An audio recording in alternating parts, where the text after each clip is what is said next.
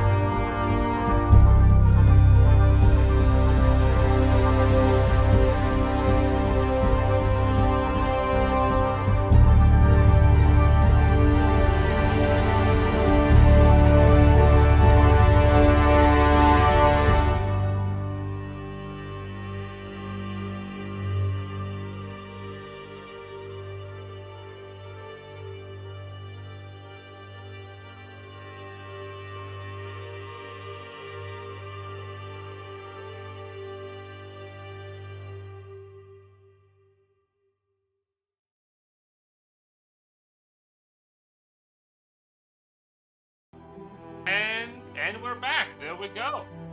Funky moments. Look at all those people who aren't here today. Right? All of them are gone.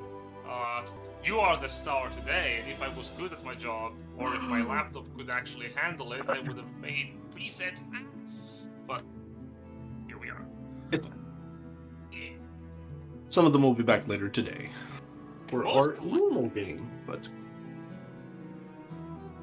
yes, sir. As we have already discussed with the Friday group when we last left off, shit is bad and shit is happening, and the world at large is changing, probably not for the better. If we could really quickly, before shit hits the fan, I would like for you to introduce yourself and the character you're playing, because I think that would be important for today's one-shot session. Sure. I am Dr. Doom. I also go by Jack. I am playing Kage today. He is my wonderful half-orc samurai with a dash of rogue. He hits things very, very good, and we'll be doing that a fair bit today as we travel onward towards the front line with our army. Absolutely.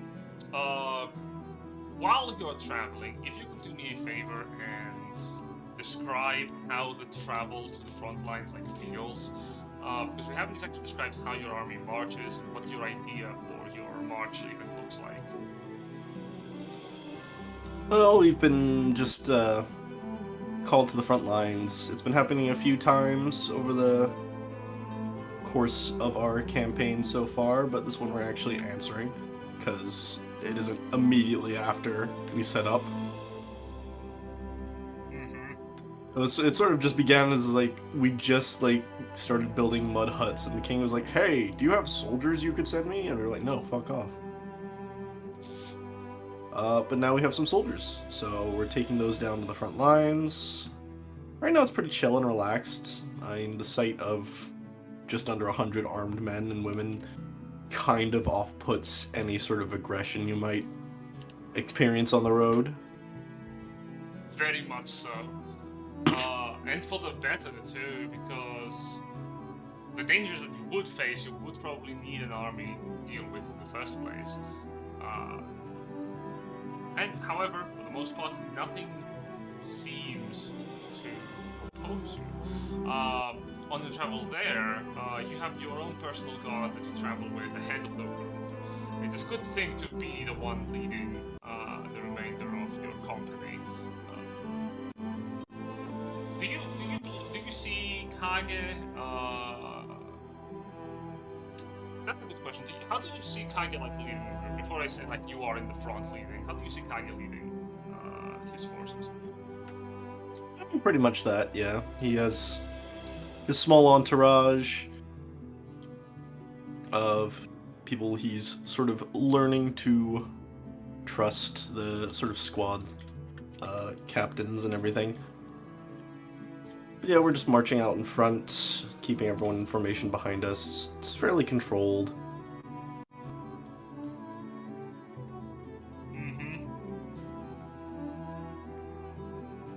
Fantastic.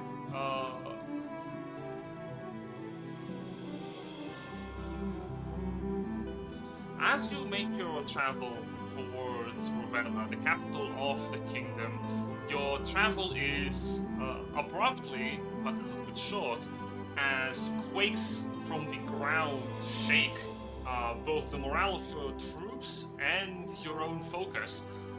It is akin to a collective like shaking of earthquakes that happened rapidly. For a few brief moments, even the sky above the cracked and shattered mirror lines across the heavens almost radiate with a degrading light for but a few brief seconds. Then the quakes cease, and your troops look confused. One of the samurai approaches you. These are the samurai from Gyoki's company that you are traveling alongside with, and he approaches you with an expression of confusion.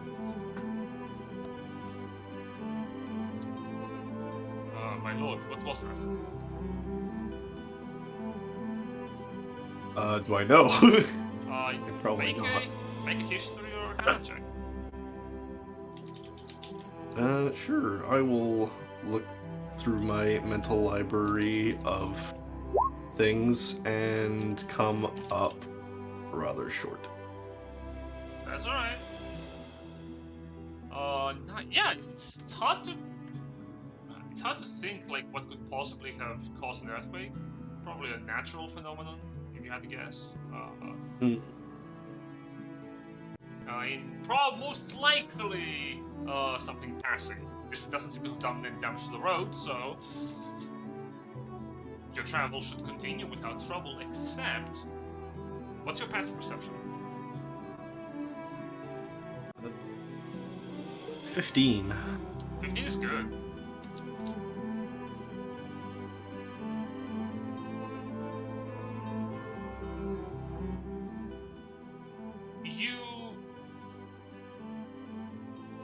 You hear something, but it can't be right, because it sounds like the currents of wind being trampled upon by massive wings, but you don't see any dragons in the distance. It's an echoing thump that feels like someone is moving something of a large stature over the grass. Probably perhaps like some kind of mechanism or construct in the distance. Needless to say, what it is, it's probably something big. What's your instinct in this moment?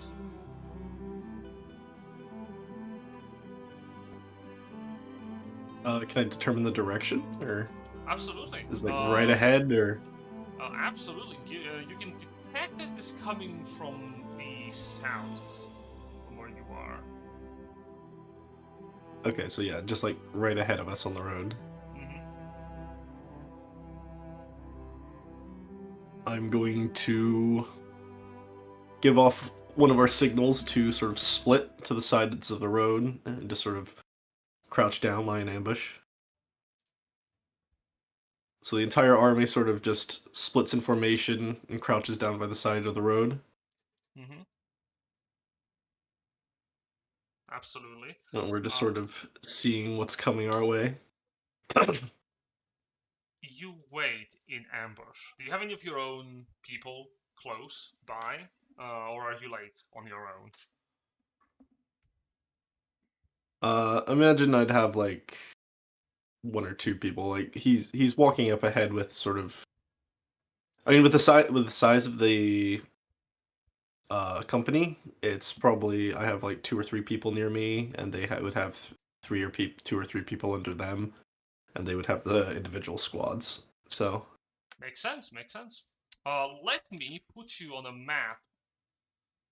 Then, so you can. a map Yes, sir. for me, a whole map Absolutely. to stand upon. It's only fair.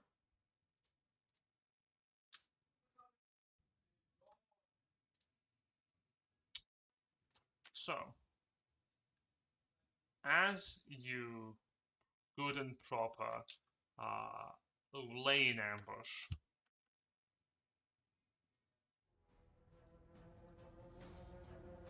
you see these hulking forms shamble their way down the road. They are massive, bone-like constructs that resemble dragons, but something is awfully wrong with them. As you see them like moving forth, a puff of terrible, degrading mist emanates from their carcasses. This is what you see in the distance, shambling down the road.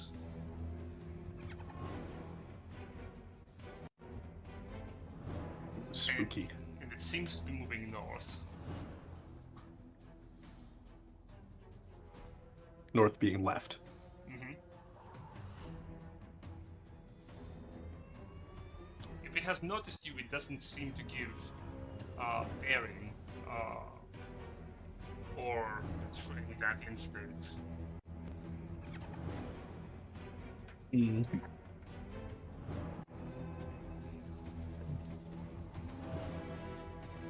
As it's moving along.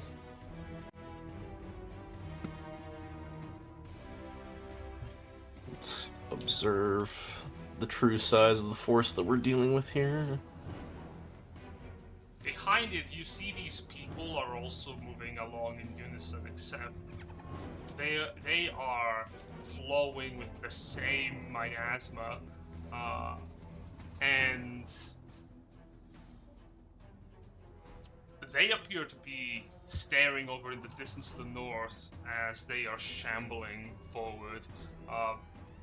Hollow, breathless gasps. The road, you see one of the samurai of Byoki's troop with a few of your own Ronin warriors hidden away in the brush. He looks over towards you.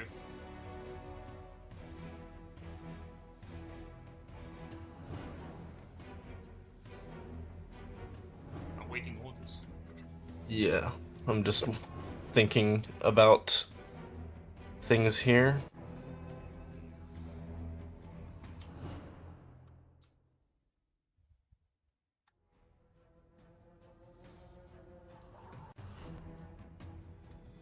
What I'm gonna do is I'm gonna sort of instruct him to sort of maneuver some forces onto the hill behind him, looks like. Does that look scalable from here? Or? It is scalable, yes. Alright, well I'm gonna do my best to signal to that. Try and transfer that to him. And I'll turn to one of these guys and tell him to give the order for sort of just archery support in the back line. The warrior nods. And he runs to one of your allies, the samurai next to you, come closer, hand on their hilts. I will nod and we'll just hold up a hand and we'll wait for the right moment. As you see the samurai like point to the cliff edge, climbing up, he says, "Go, go, go!" And your warriors start climbing, putting their weapons away to scale. At that point, the figure stops for a moment.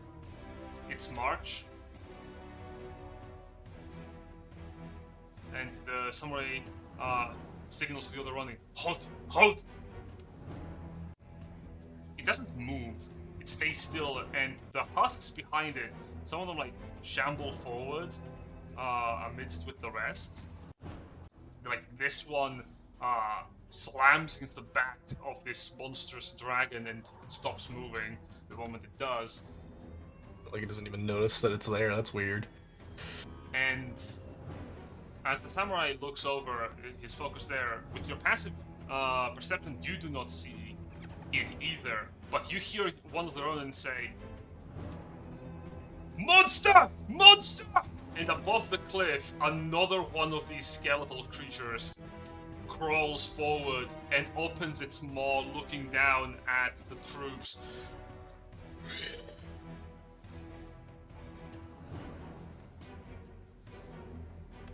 Alright, well, I'm going to... At that point, I think we've been discovered, so I'm going to click my winged boots, just so those are active, and we're going to charge forward. Understood. Let's roll initiative. You have the benefit of the winged boots, and all the enemies have disadvantage on this initiative roll. Ah, very nice. You also have control of your forces. So for this encounter, I will give you control of your samurai. So you should be able to see them momentarily in the journal. Okie dokie. If I shut players, does this work? It does. Let me just pop that out. I will also give control of the Ronin. I was about to say, do they have a separate sheet? Alright. They do. They are weaker than the samurai, but you will get reinforcements of them throughout the battle. Remember, each one who survives this encounter is a warrior you get to keep for the remainder of your journey. Yeah, I'll mark them off as we go. Hopefully I won't have to. Okay, you have control of the Ronin as well, so I'll just show them up. And I will roll initiative for all of them. And that goes there. Alright. So... Oh, okay, you got it. Sweet. Yep, no worries. That's those two. Excelente. And now for the enemies.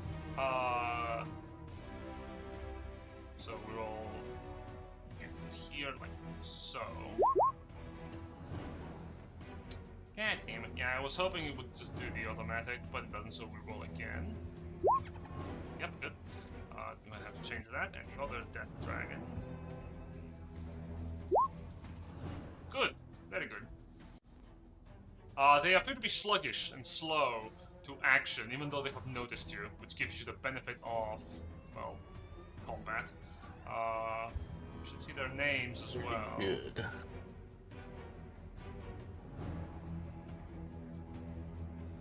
Jump fix post haste. Alright, first comes first are the warriors on north and the south.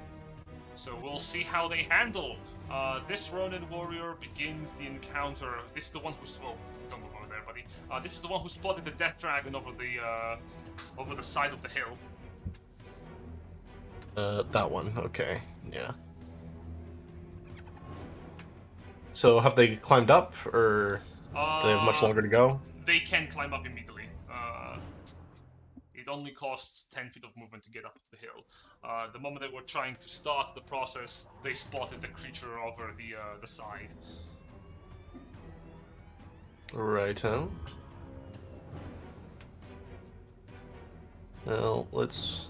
How much do they have? 35. So that's 10, 15, 20, 25, 30. He's just going to charge forward and use his multi-attack. Absolutely. 1, 2, 3.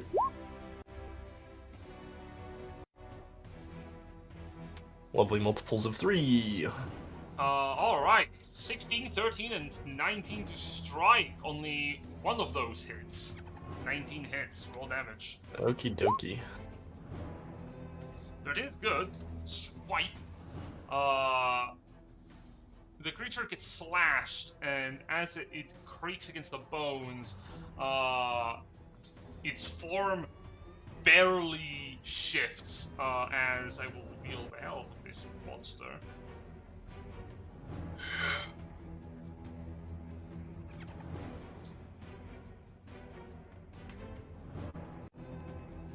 Yeah, spooky. Indeed.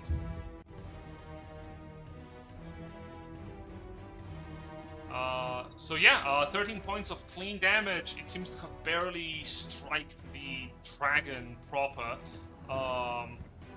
That's fine, there's a good few of them. It's true. Left to go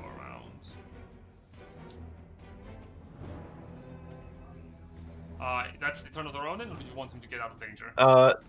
No, that's all he can move right now, so... It's fine, he's ready to react, so... Very good. This Samurai Warrior goes next. Yes. He'll sort of just pin himself down here and make some shots with his short bow towards the husks in the back line. So he's gonna go right for the back. Absolutely. And that is this multi-attack. 1, 2, 3. Your targets are, just to verify? Just the very last one in the marching order. Absolutely. All arrows hit. Which is really good. 9, 7, and 6 for a total of 15, 22. Ooh, 22 damage. Not bad. Ping. As the shots strike this person, they thunk sink into the flesh, and he barely staggers. You see a plume of degrading mist hum from the body, and then from within it, a dark glow permeates the creature. Can you give me an Arcana check? Oh, yay. I am somewhat at those. I'm something of a wizard myself. You do not recognize what that is, but it does seem unnatural and deeply magical, so... a part Gross of and you icky. Yeah, part of you wishes you had Dante with you. He would probably know. Dead bastard. Right, so that's what that guy's gonna do. We'll move on to the rest of the Ronin, who are going to go slashy. Of course. Let's head down the path. So let's see, 5, 10, 15 to get onto the cliff, and then 10 to climb. So yeah, they can get up into flanking.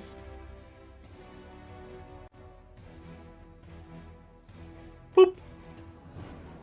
Quickly scales behind him, gaining advantage on the strikes. Absolutely, let's see it.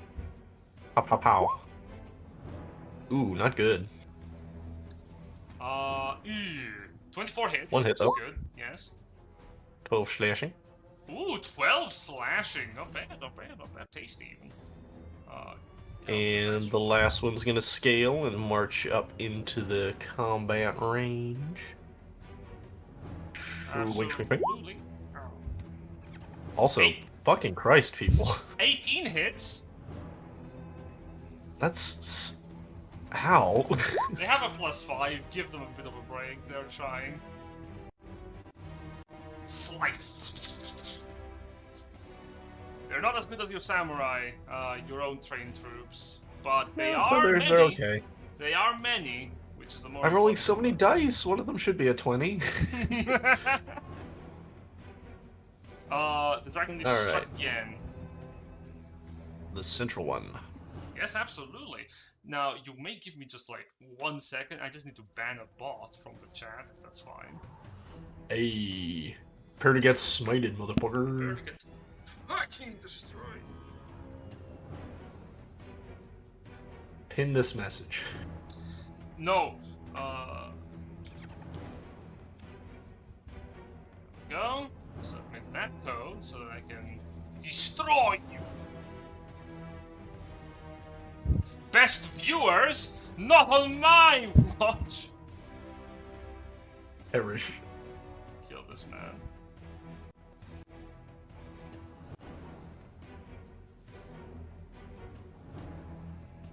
What the? I want this twig obliterated. I'll do it. There you go. Oh, thank you. Alright. Now this guy over here goes next. The dragon shambles forward, moving. How much can you move? Whoa. Well, I have some bad low news. can you go? It moves over here, and then it takes to the sky, opening its wings, and flies right here. Flying 5 feet up from the ground. Huzzah! It is going to make a multi-attack. Bye. Oh no. Dare it. Oh no. Slice. That is 15 piercing and 8 necrotic. The maximum hit points of the creature are reduced equal to the necrotic damage dealt, which is 8. Also, the samurai is medium-sized, so he's gonna get grappled. While grappled, he is restrained, and the dragon cannot bite another creature. Okay. Not good. As the dragon bites, someone goes, ah! And something you notice as the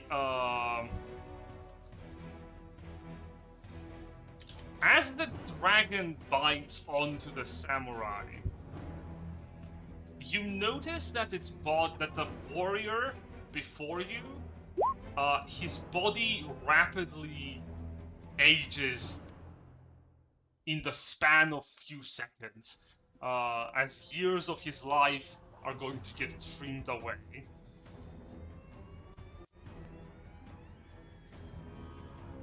That's creepy. The dragon continues its multi-attack now that the target is restrained by putting its claws on the creature as it is biting it.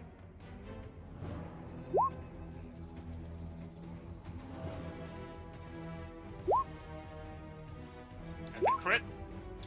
Yeah, it's a critical hit and a 27. Both attacks hit for a total of 11 slashing, plus another 10 slashing for 21 slashing, and 16 plus 16 is 32, plus 9 is 41 points of necrotic. As he's reduced to 0 hit points, you see the warrior like scream. He doesn't just die, he withers into an old man before even all the color of his skin disappears from his face, his eyes shrink into the sockets, and he becomes nigh a skeleton, like withered and degraded to the bone before he collapses as a carcass on the floor. Jesus fucking Christ, that damage is stupid. Yeah, that was some good rolls from yours truly. Wow, that was 5s and 6s. 6, 6, 5, 5, 5, 5, 6. Jesus. The dragon then slowly turns its attention towards you, Kage, and You can tell. There is no thought behind that eerie glow in its sockets. It is pure hunger for life. Good, I won't have any qualms about demolishing it then. Arrow volley. From the back row, your army supports you. You can make 2 attacks for each enemy on the battlefield with the samurai's arrows from the back row. Oh, okay, that's sweet. So we'll just go left to right, so the bigger ones first, and then the smaller ones, so that's 14 attacks. We'll just roll them as d20s, and these have a +6. Absolutely. Roll 14 d20. Alright. So first dragon, that is 13 and 26. 26 will strike. Not one crit in there. Not 1 crit in there, yeah. Well, there is a 1. Alright, let me just get that so I can get the damage. Yes, Alright, yes. so that's 8 piercing to this top one. You actually hate to see that, so I have some bad news. What? As the arrow sticks, the bones of the creature barely feel the sting of the arrow. It appears that the skeleton is resistant to piercing damage. The one on the bottom, I'm assuming the 17 hits, the 3 does not. 17 hits. Yep, 7 piercing. Yes, sir. Reduced to 3. Then that's 3 and 11, so 9 and 17 on the first husk. 17 hits. Does 9 hit? No, it doesn't. Not that low. 7 piercing. 7 piercing. Clean. Thunk. Let's see. It's +6, so that's 16 and 15 on the second one. Both hit. Pew pew. 16 piercing. Very clean. The 20 will hit, the 1 does not, I'm assuming. For a 9 piercing on the third one. Of course, of course. 13 and 17 both hit. For 12 on the fourth. 12 on the fourth. And then 11 will hit, the 2 will not. For a last one of a 6 on the last one. A volley of arrows fires down the road, and it strikes. The husks seem to take it the hardest, but even then, they are barely flinching, even as the arrows stick into their bodies. Yeah. They're not gonna wipe us out here, but things are gonna be spooky. Kage, it is your turn now. Show them how it's done. Yeah, we shall certainly try. Let's go.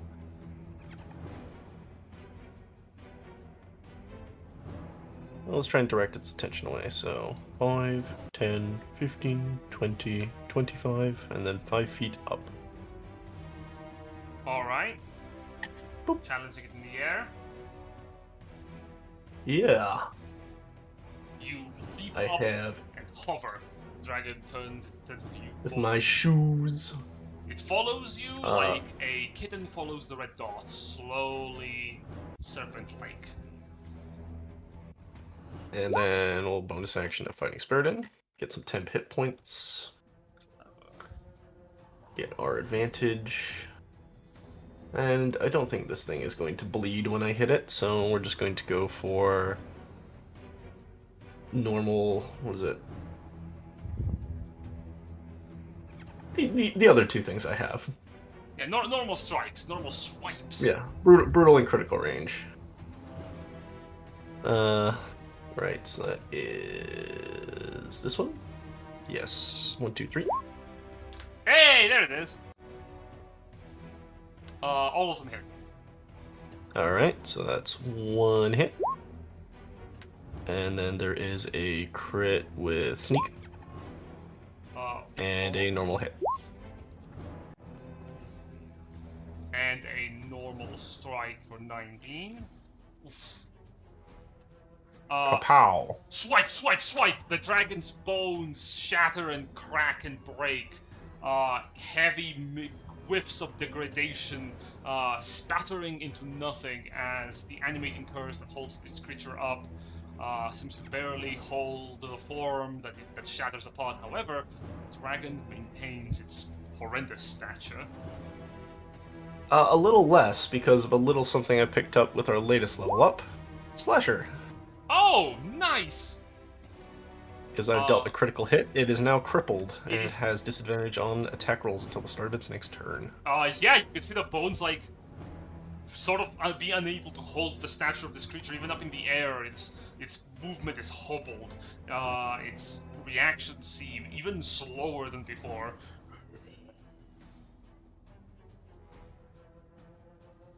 Wonderful. Let's hold on to our action surge. I think we're fine here. And on to the other Samurai. Oh, these guys are dead. The dragon is going to lean over towards this unlucky fellow. Open the mouth. Give a chomp. I don't miss. I don't miss! Ugh. 17 piercing. For 21 to hit, that's 17 piercing and 11 necrotic to this beautiful Ronin right here. Ouchie. Yeah, he's barely alive. Yeah, he's gonna uncanny dodge the bite. Yeah, that's wise. Distance 17 to 8 and 11 to 5. Cutting 2 whole points of damage entirely from the equation. So he regains 10. Yeah, that's pretty good. There we go.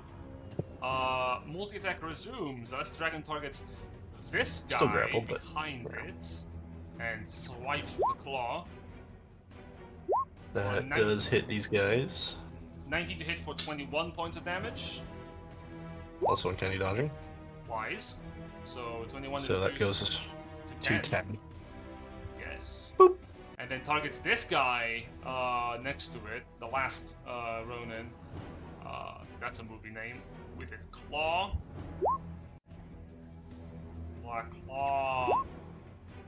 21 to hit for 23 points of damage. Dodge. Reduced to 11 from Stop 5. rolling sixes! Stop rolling sixes! No.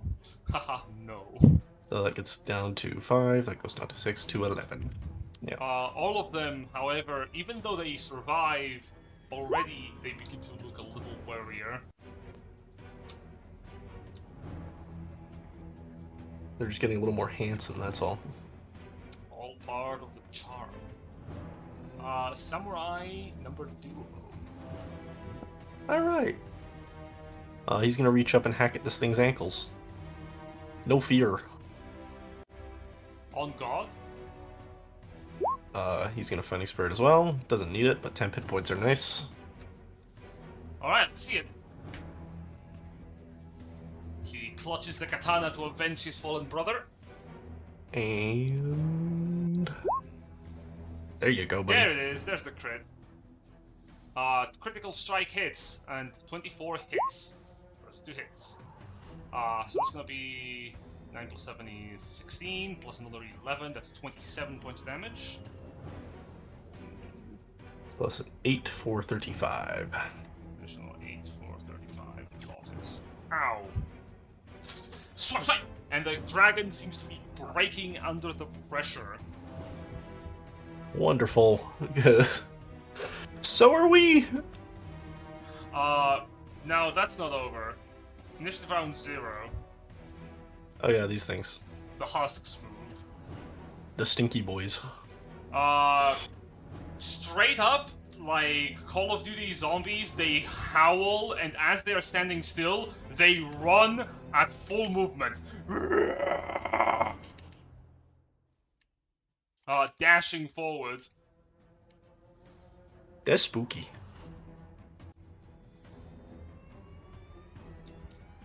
What's even spookier than that is now that they are close to you, you can see something awful. They all regain 10 hit points at the start of their turn. Oh, wonderful.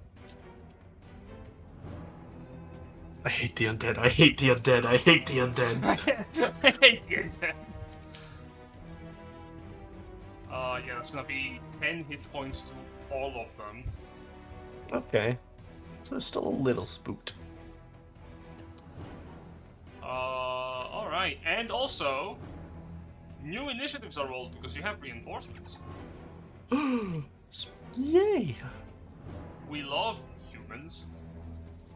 Roll me a d4. Let's see how many you get. Average. That's good. That's 3 people. Not exactly average then. Yeah, it's the d4 plus 1. So 1, 2, 3. 3 Ronin run up to join you on the front lines. And I'll roll quick initiatives for all of these handsome fellas.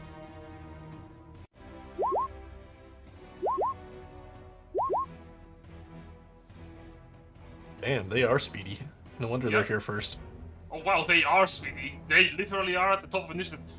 As they run in, my lord, we are here to support you. They go first. Damn. Okie dokie.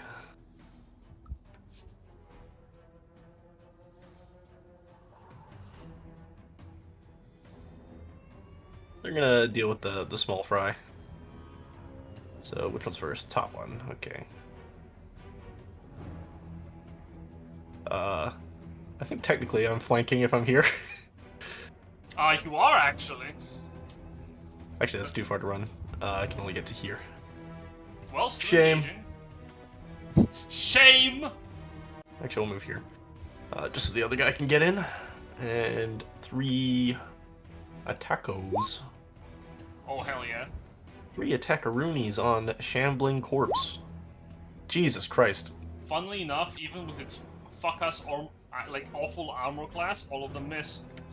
Yep, alright. Swipe, swipe, swipe. Each strike on the corpse only just opens more wounds that quickly close. Let's try again. I roll number 1, 2. 2, 3. Good lord, okay. Good lord. 2 hits, 13 hits. You found the armor class. Oh my 12 God. missed, 13 hits. Alright, 16 5 and points 11, 16. Swipe. And this guy...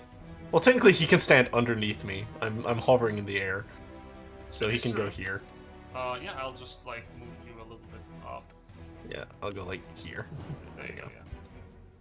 So he can also run up and miss 3 attacks against this guy. Multi-strike! Oh my god! Or 2 of them. Good lord. One of them will hit. Jesus! Guys! This is fine. This means I'll roll good later. That it we give the grunts the bad rolls, you see. Yeah. This means I'm gonna roll like 4 crits in a row later. Don't worry about it. Exactly. We Okay. cut to the south. This guy. Yeah. With guys with advantage. Yay. Missed 3 attacks. No, 1. Oh, well, 2 hits. Okay, the 16 hits? Oh, yes. Okay, sweet. 18? Oh. 16 should not have hit, but I'll take it. Allow it. Also, I don't think this guy's in initiative. Ahoo. This guy at the bottom of the cliff. Oh. Why aren't you? Oh, yeah. This guy He fell just... and broke his ankle. Go, troops! Knees. Oh, that's why it's not an initiative.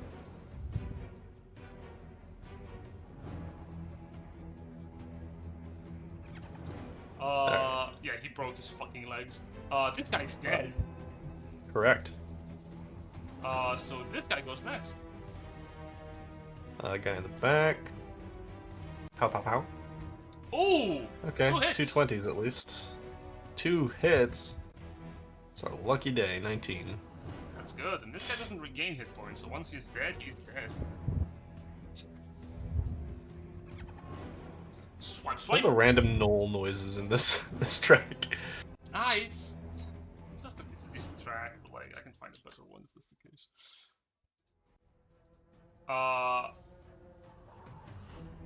Alright. Then this guy who is restrained goes. Yeah. Bad He has day. disadvantage from that, but that cancels out with the flanking, so normal. Well, let's see it. Yeah, he's not in the place that he needs to run away. He's got that samurai fighting spirit. He's just gonna keep attacking. One hit. Well, one hit. Yeah, that seems about right. Clank, clank, clank, clank, trying to break the bones that are holding the samurai stuck in place. Alright. Alrighty. One moment. Big boy up here. Might use this. This seems to also be good.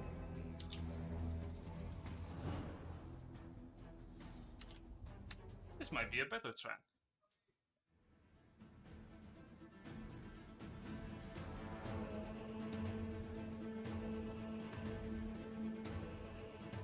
Alright, death time. Eat me! The dragon turns towards you, Kage. Mm-hmm. And you see the degrading mist. It starts to swirl within the torso of the creature and coalesce into a smog. It rises up through the bones that make up its neck and unleashes a degrading breath attack, targeting all creatures in a big cone, 60 foot of it.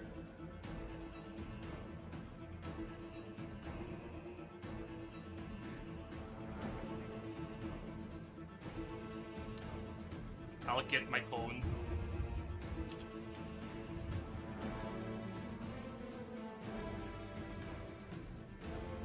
Give me my purple cone. Now. Give me my purple cone. Now! It's only like 60 feet. You're correct. Put 30. You are right!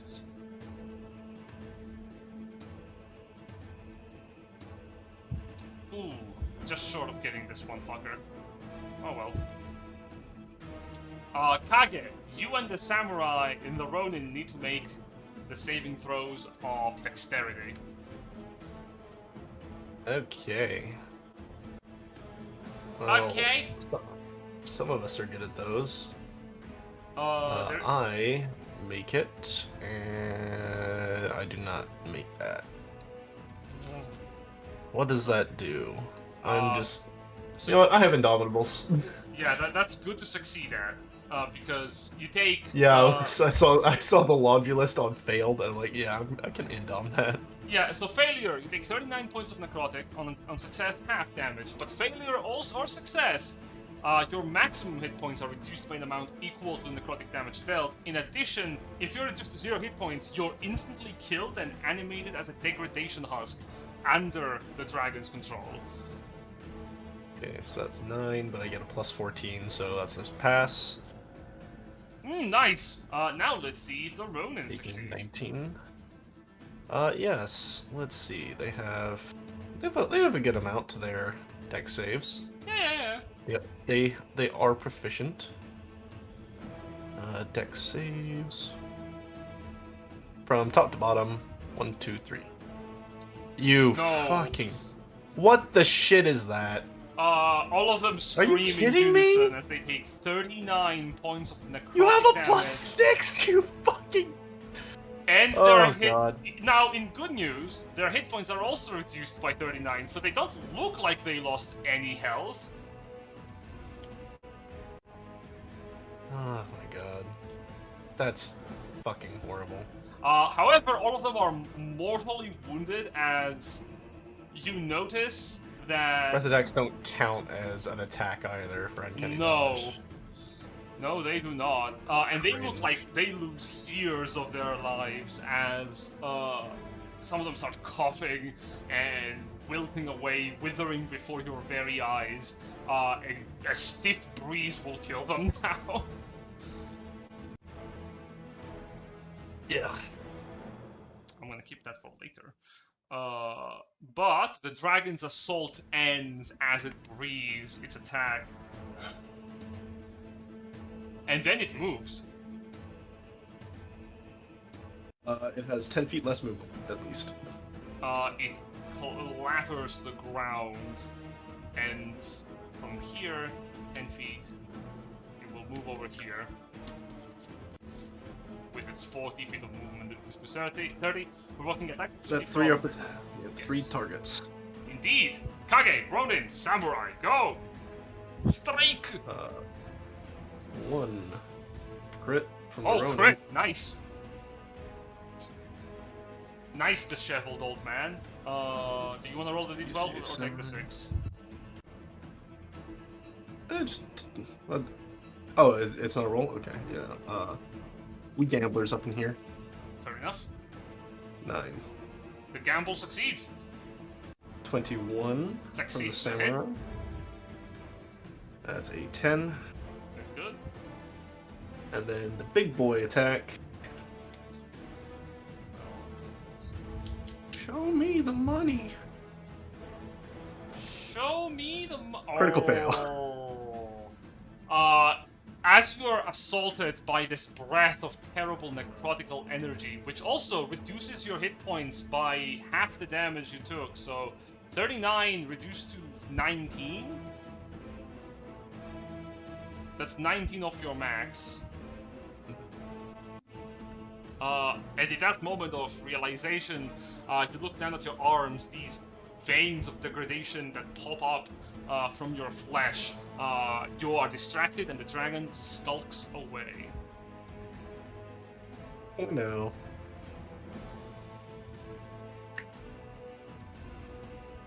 That's its turn. Hee hee hoo hoo. Volley!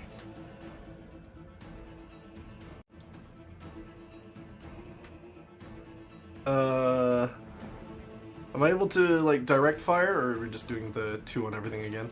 I'll allow you to direct fire. If you do, you can instead only fire 8 arrows on a single creature. Yeah, we'll try and, like, pin this big guy down. Understood. So he's gonna get 8 short bow attacks against him. Absolutely. Sort of just raise a hand to the back line while I'm, like, hovering there and point at the fleeing dragon. You close your fist. Nice. Ooh, real good. So there's 11. So does the 6 definitely doesn't hit? Does 17 hit? Yes. Okay. So that is 1, 2, 3, 4, 5 hits and a crit. Nice. Very good. Let's see the damage. Roll 5d6. Actually, that's 7d6. Plus 1d12. Plus 3 times 6 is 18. Yes. And that is correct maths. Actually, whatever. Half is half. 46 piercing. 46 piercing reduced to 23. It had exactly 46 health because of its resistance, however, it still stays alive. As the arrows pepper the massive bones that make up this dragon stature, thunk, thunk, thunk, thunk, thunk, they make holes and shatter through the weaker femurs as the dragon, like, stumbles away.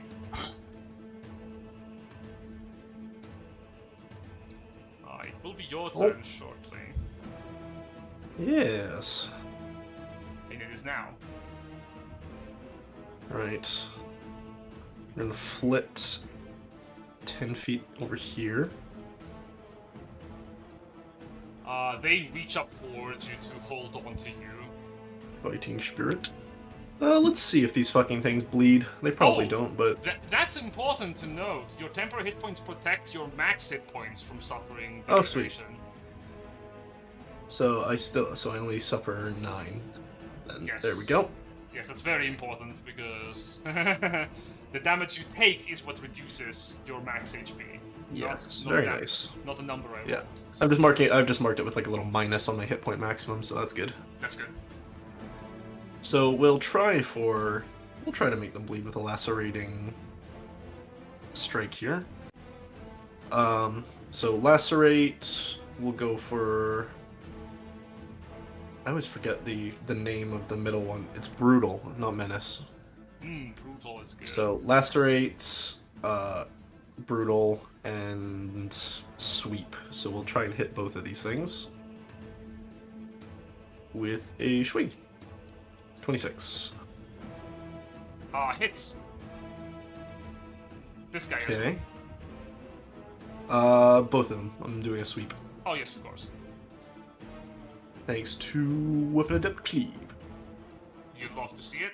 Also, So that is a hit plus bleed inflict, assuming they can bleed. I doubt it, but So you strike, and they don't bleed blood, but they do bleed. You see this black bile that flows from their corpses down to the ground, and flows endlessly. okay. Well, endlessly is not a word in Kage's vocabulary. They will run out eventually. So we're going to swap to normal strikes then. Swing. And it's a nice one. That's a really good one. Critical hit. Let's see it. Kill this. Kill them. Murder. Perish. 55 clean points of damage. Boom. And boom. They almost shatter against the force of the attack, but these guys are extremely resilient. Yes, another hit. The 24. Hit Crimson for 25 to both. Oh, beautiful. 25 damage is just slap. And the one in the front looks like it's the most hurt. It could fall over with a good strike.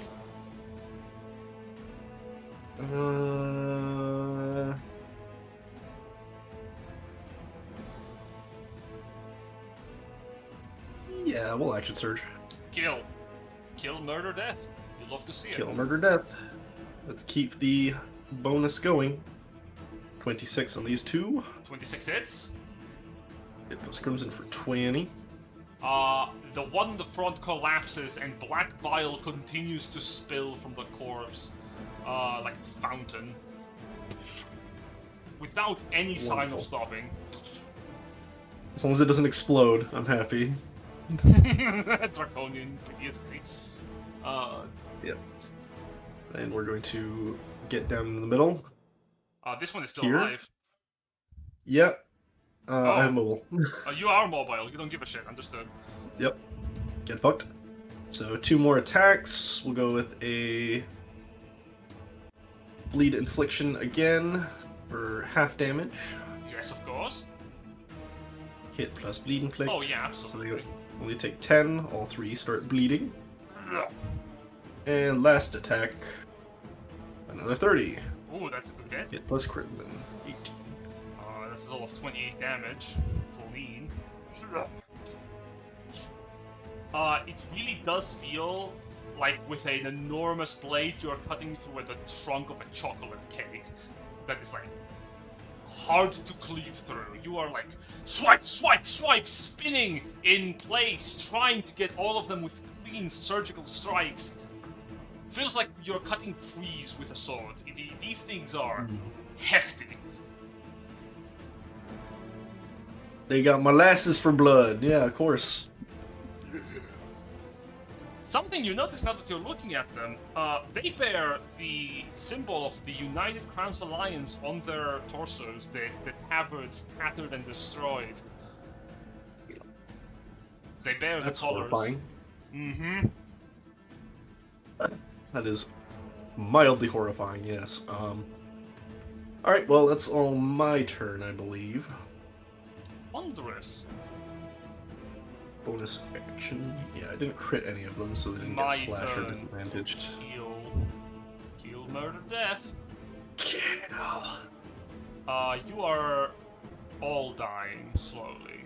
I will kill you all. It bites at the Ronin it is holding with its mouth, and it barely hits with a 17.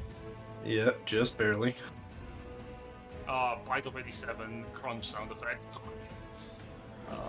27 Another thing I need to damage. add to the soundboard. Uncanny dodge. 27. 27, so reduced to 8 and 5, 13. 13. Crunch. Then with a swipe of its tail, it claws at the Ronin behind it. Critical hit.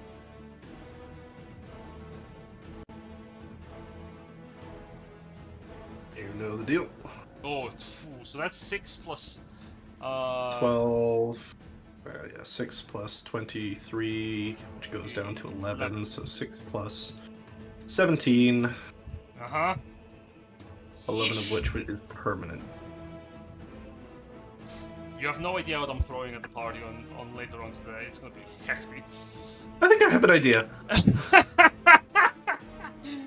29 goes down to 19 and 29. There we go.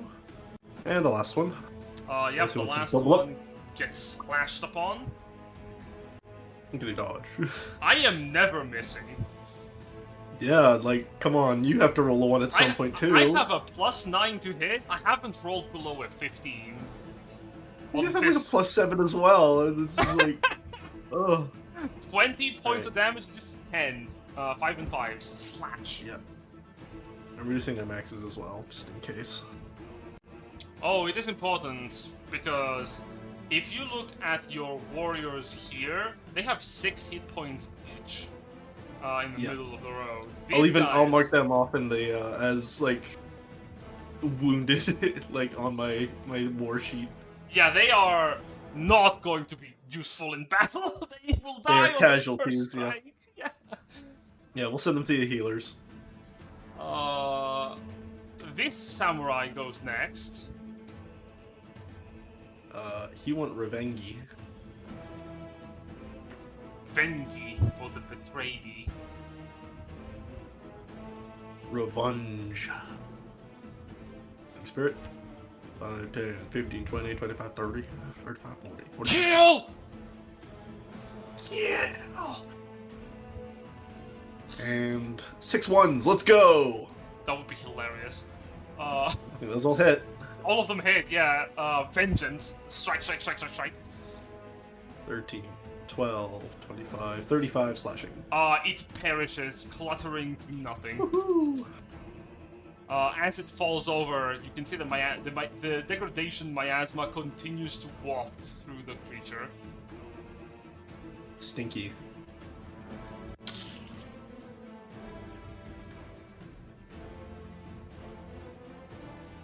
Alright, that's your turn, Samurai Warrior, unless you want to move him somewhere else. Nah, he's good there. He's just gonna make sure that it's dead. He's just gonna keep hacking at it. Hey, hey, huh? This samurai finally gets up on the cliff. Fuck this armor. Yeah, he has a bad knee. He's just gonna come in, Fountain Spirit for some temp hit points. That's 10. There we go. And violence. Kill! Oh, that's Does really 18 good. hit? All of them hit. All of them hit. 30 damage. Oh, that's pretty good, because you need to apply some pressure before this thing uses a breath attack and makes all these 3 Ronin into 3 degradation husks. He can't hit us all. Give me 5 seconds. Husks go next. Something awful. The one at the front also regains Takes bleed 10 hit damage. points. Regains 10 hit points, then takes bleed. Pain.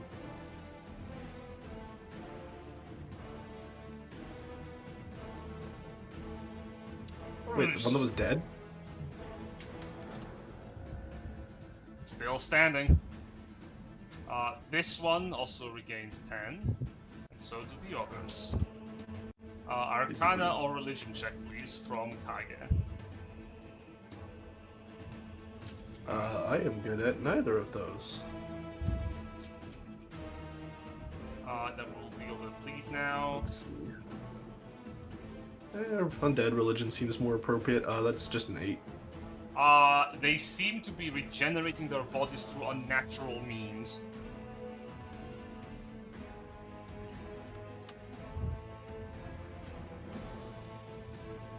And you're about to find out just how bad that is, as this husk gets up, screams, straight up again, just Black Ops 2 Call of Duty zombie, makes 2 attacks, one against the Ronin up here, one against the Ronin down here. Wipe, wipe. Oh god. Yeah, those hit. Both of them are dead. Instantly. Their maximum Okay, health do they have goes to uncanny 0. dodge? Yeah, both those hit. 13 reduced by half is 6. Correct. Yeah, both of them die. Curse your stupid rolls. And as they both die, last part of the multi-attack, it looks at this Ronin, and as it opens its mouth, his life begins to leave him. Wisdom save.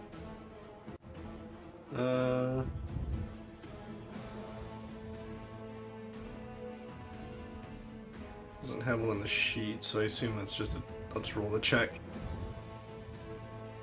Yep. Yeah, you hear, as this guy gets so frightened, he rapidly loses 8 years of his life. Okay.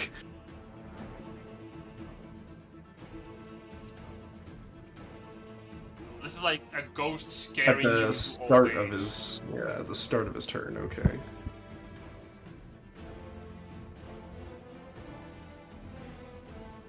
And the husk, the other one, is going to move up here and kill this man because it's a zombie. Doesn't realize anything but violence. It misses twice. Yeah, it sure does. Thank God. Yeah, bang on.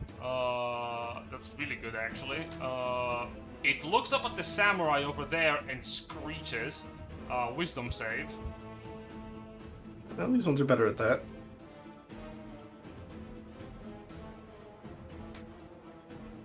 Yep, maintaining composure. He's not scared. He still loses 1 year, however, of their life. What's 1 year? 1 year of service lost. You will pay.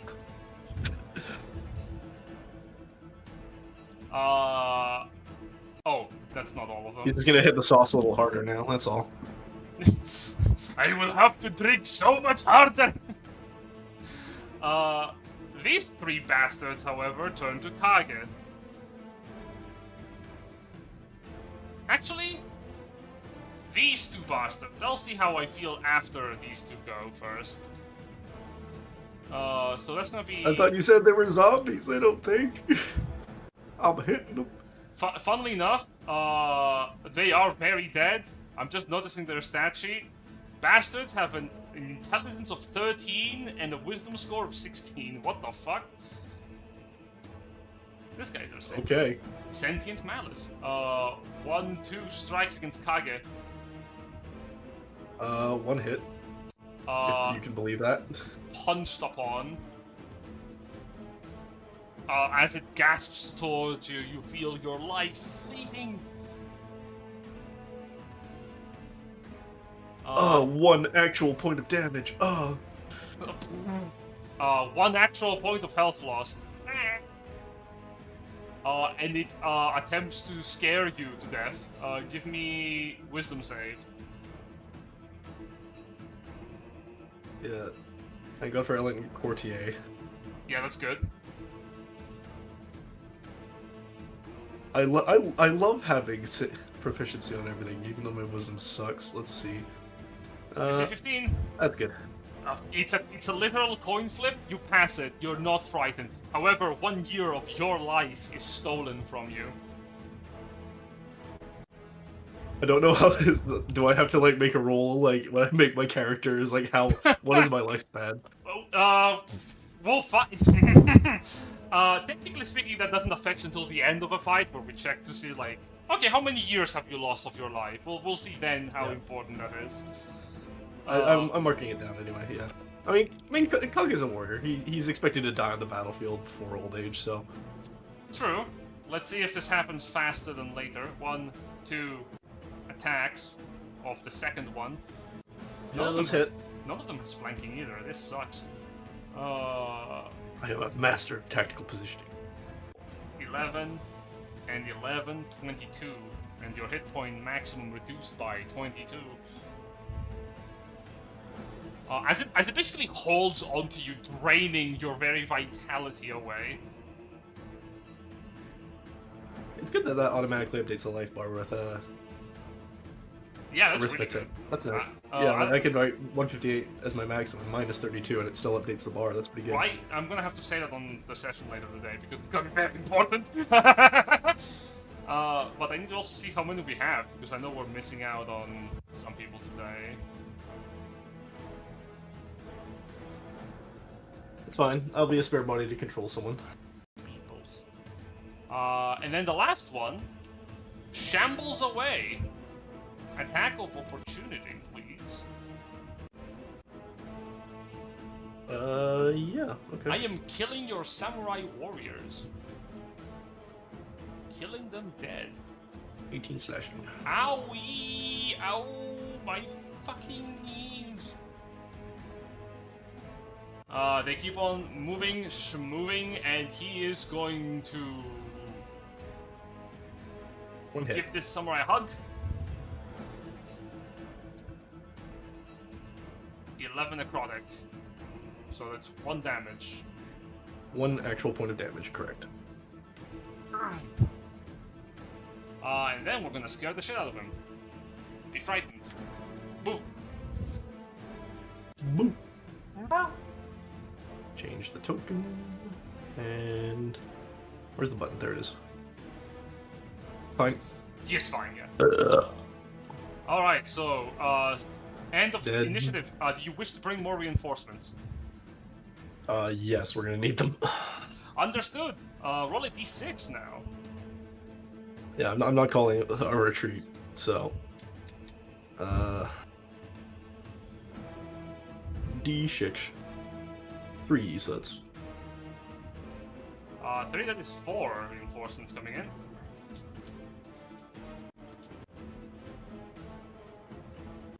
We're here, my lord! You're dead. You're frightened but alive. You're dead. Okay, I should have a big cigar.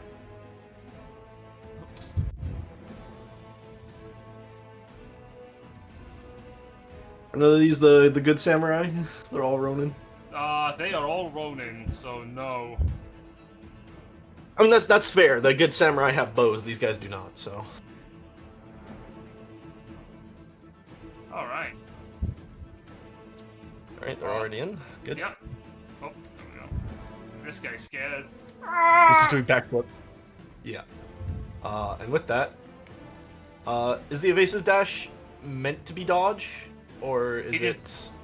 It is both dodge and disengage. Okay. Well, it says dash and So dodge. dash so and dodge, yeah. So it is dash and dodge benefits instead of disengaging. So Okay. if you dash, you still have the benefits of dodge until the start of your next turn. So okay, so he doesn't avoid opportunity attacks, but he just gets disadvantage on the attack. Well, we're gonna make him disengage anyway. Yep, run away. Run away. Run away! Run. Also, 10, dash is like 60 15, feet, so you will be able 20, to outrun your enemy. 25, 30. Yeah, but dodge means I still have a chance to get hit, and I don't want that. So he's just That's gonna move to here. Yeah, he runs away, and the husks look forward hungrily. We cut to you. But who 3 is boys on the cliff. All, well, most with advantage. This is the squad of 4 people who are beating a dragon to death with their swords. Yep.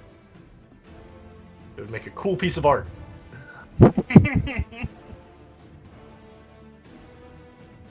This guy still has his advantage. Oh, yeah! Finally, we're getting the good rolls. Yeah, all of them hit, and one of them is a crit. 23, 19, and 25. Ooh, ooh. 9 plus 8, Roll 17. 1d. 12. 27. Ouch. Yep, Plus total of the- 34. Plus level 7, you're right. Ow! Oh, I may have miscalculated. I should have used my fucking breath attack, because now I don't think I'll survive an attack of opportunity from these fuckers. Yeah, that's the dragon is looking like it's getting progressively more unstable. Yep. Next one. Come on, baby.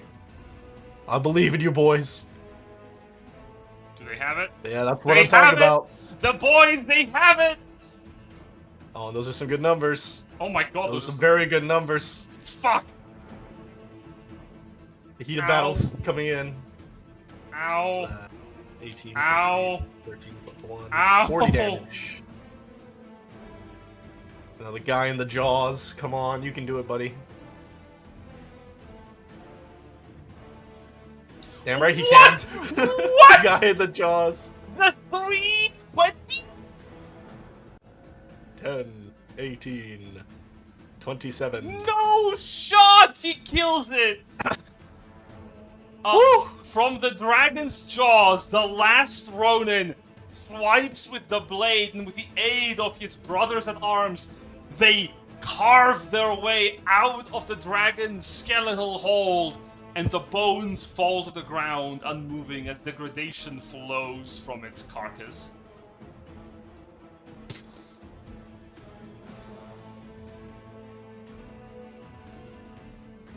Wonderful. Hey, you're free. He is free to move. I'm gonna move up here. Take a breath. He's just gonna sit down on the edge of the cliff and be like, that just happened. Ooh, I will need to talk about that in therapy later. Arrow volley. Because that.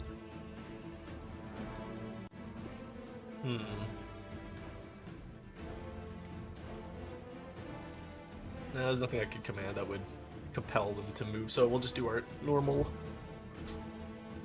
So 10d10s. Yes, sir. Yeah, samurai backline. As an array of arrows fall from the heavens. Let's see how effective they are. No, not 1d10, 10d10, please. That's some crit. Wait, no, Ooh, that's 10d10. Hang on, no, I'm rolling d10s for some reason. D20s. There we go. That's better. Oh, that's really good still. Wow. I think all of them but the natural one hit. Alrighty. Yeah, it's a +6, so the lowest one besides the one would be 14. Yeah, all of them hit.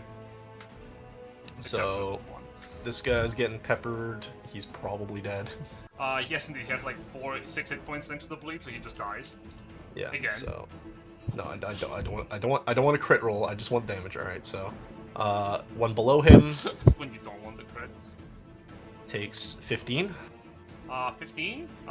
He's still alive. One up here, going from left to right. Let's just do this. So what's it? 2d6 plus 3. Roll Yes, sir. 2d6 plus 6. Copy. 11 to the one up top. Alright. 13 to the one below Kage. 11 to the one beside Kage. Lovely. They are tough, but stale as like multiple arrows are now sticking out of these corpses with their slash wounds that you've inflicted upon them. Black bile flowing freely through. Start of your turn, Kage. I need you to make me another Arcana Religion check. As the one behind you falls. Religion. Oh, good. That's a good roll. As a good roll. Looking back at these monsters, the degradation isn't what keeps them alive. No, the degradation kills. It doesn't animate. You know what this is. You've fought it before back in Krondina when you were making your way through the woods. You've seen it and you've heard of it. It's the animating curse. And if these things regenerate, either fire or radiance should stop it.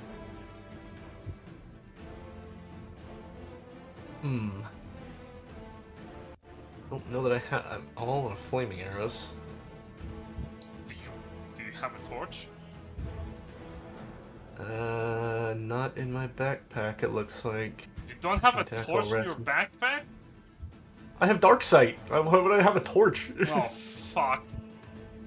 It's fine. Some of these humans will have torches. One of you, kindling now! Yep. I'll say, yeah. I'm not sure how this would be. It would probably be me just giving commands here. You can talk to your troops. Yeah, it's probably gonna take longer than a few sentences, so this is probably gonna take my action to call upon the troops. Maybe. I'm going to order the incoming forces to light torches. And and give a signal to one of the sort of runners. So there'll be someone calling out the arrow volleys. I'm going to signal to him to, with a sort of like sparkly fingers to indicate ignite your arrows. Yeah, you snap your fingers in the air twice, and as you yell out for torches, the Ronin at the front of the road, at like the back of the road, look at each other a bit confused, like it's daylight, why would we need torches? But they do not question your command. On their turn, they'll use their actions to light torches.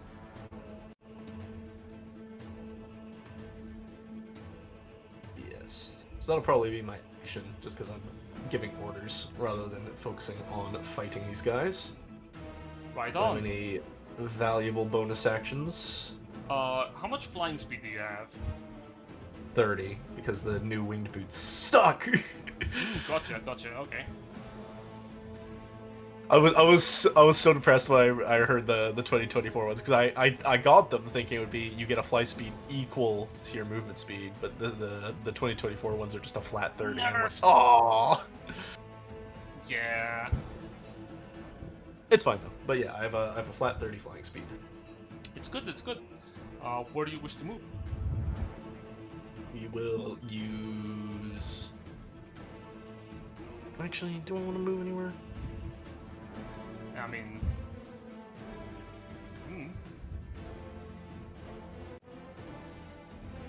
Yeah, we'll disengage. Sure. You fly? Yeah, we're gonna sort of try and pull these things a little bit further back, so I'm gonna fly over them. Just sort of try and get their attention. Yeah, they are looking at you as you're moving away. And 30. They lift their hands up as you're flying away from them to smack ya. Give me a gasp. Damn. They extend their hands trying to take a hold. I disengaged with cunning action, so. Oh, never mind. And they do just like extend their hands to go after you. Yeah. Because you're still, I think, closer than the Ronin. Yeah, you're closer than the Ronin. Yeah, I'm just sort of like goading them backwards. Alright. And that will be me. On to this guy up here. Oh, why are you moving? Samurai Jack. No, that's me. Oh, you're right. Ah! Funny on layers, no! The samurai goes next. He does have a husk in front of him. He's not afraid, Yeah. which is fantastic. Yeah. He's gonna use his last fighting spirit for the day. Mm-hmm. Boop. Very good. And he's gonna make some swings. Pow pow pow. Whoa! All of them hit, and you have a crit. Oh my god! Oh my god! That's nice. 9 plus 7 plus 13 plus 4 plus 11. 44. Jesus! And the 11. Ouch! Slash, slash, slash, slash! Following your lead, the samurai carves the husk into ribbons, but although it's bleeding from every, like, open wound, it still is moving. Mm-hmm. By the by, despite the fact that they are healing every turn, the bleeding doesn't end. That's not exactly, like, mending the wounds. It just keeps flowing. Yeah. He's gonna try and move to close. He's also gonna move, I think. Actually. Yeah. So we're gonna pull him sort of back as well. Over to this point. He'll take an attack of opportunity. As he flees, the husk swipes to take a hold of that sweet, sweet vitality. And he hits. Give me 12 hit damage. For a grand total of 2. Yeah, but that's your temp HP gone. I'm coming for It's fine. that life essence. Minus 2. This guy goes next.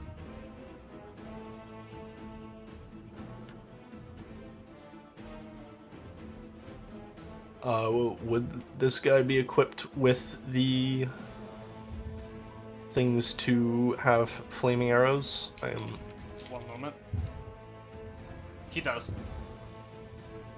Okay, wonderful. He has burning oil in his satchel. Yeah, we're definitely going to be putting an order in for more of those in the next settlement. These are just in range of short bow range. So he's going to fire on the front line and just sort of these ones that are still just sort of shambling around. If he fires, he can dip his arrows in oil. Oh, okay, so he's just igniting. All right. Yeah. It isn't. Unless you have pre-equipped poisons and oils, it's an action to do so. Unless he has a feat to do so in the bonus. Even though I called it out on my action. Yeah, they use their action to apply it. Okay. All right, he'll Yeah. be prepped then, and just move up. And the same goes for these guys for lighting torches. Okay. What? These guys are in the wrong order.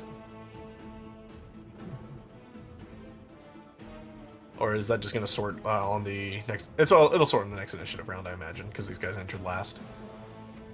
No, they ended. Yeah, that's fine. They'll just light up their torches, so they're prepared with torches. Yeah. So let's give them. Can they still move? Yeah, of course. Alright. Yeah, they're gonna sort of just move over here, set this bush on fire, and then start like lighting torches from it. Oh, I see.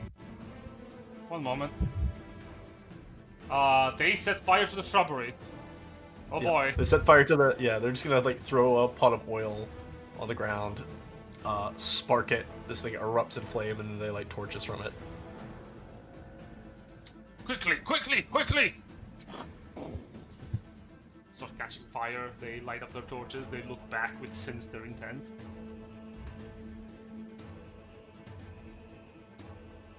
The husks. On Tuskies. Well, these two are gonna follow the Kage. Follow the big boy.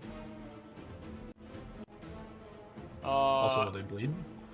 Yes, they do, and they also regain hit points. So some bleeding rolls. I'll do the other 3. Yes, sir. So that is going to be 8 and 5 on the ones from Kage. Now the problem is, once again, the ones who are down also regain hit points. Yep, which is fucking gross.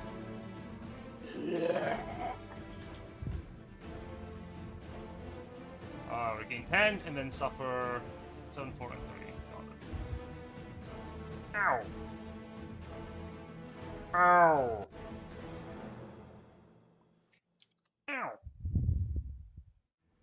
Ow! They stand up.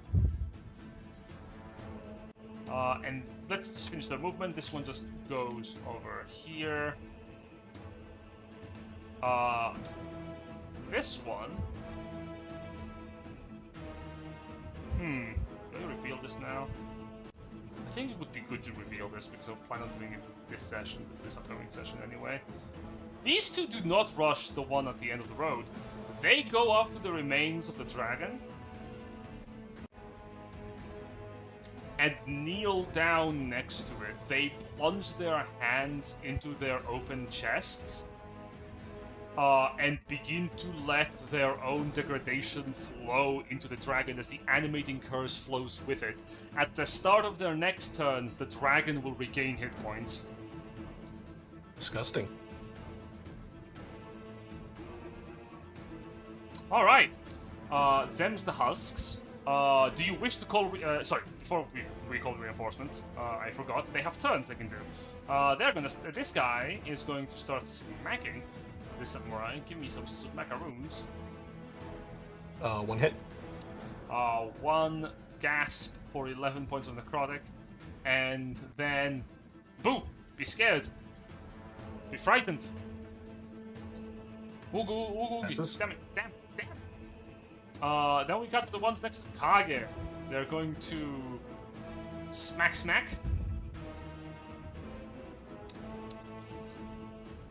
These are some numbers. 25 and 26. 18 and 19, yeah. This is going to be 21 points of damage on necrotic. And then it attempts to scare you. Scare the life out of you.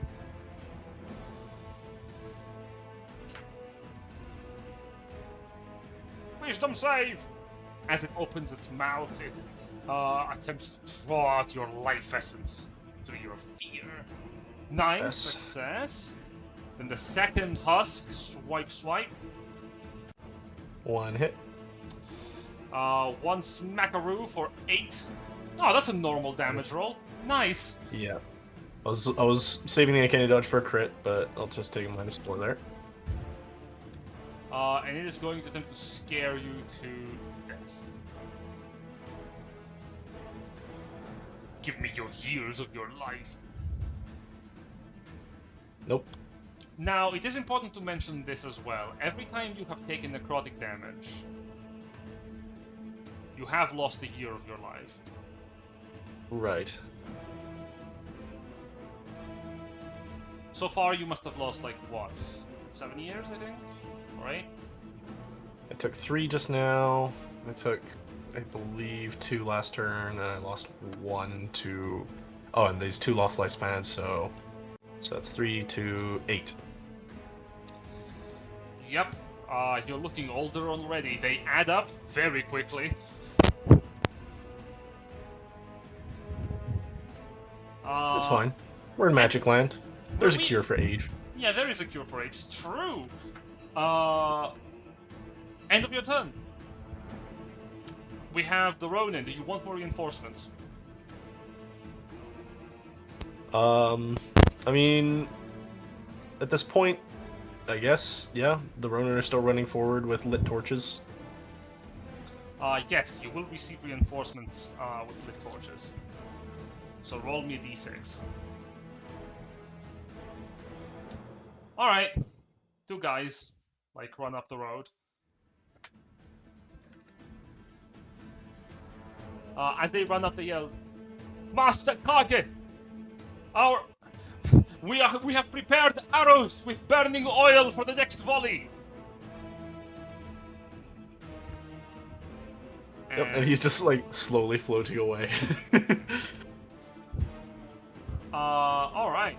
I'm gonna roll. Just doing the virtual insanity. I'm gonna roll damage initiative and just. There we go. Order refreshed. This guy should leave. Yeah, he's leaving. Yep. Goodbye, buddy. Wow. The newcomer goes next immediately. He's holding a torch and a katana.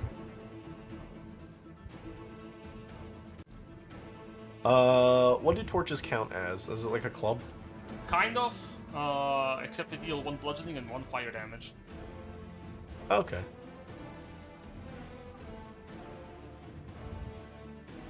because normally a this torch guy. deals only fire damage. I'm like, what? Just whack someone with a stick. Like, Yeah. it can only be fire.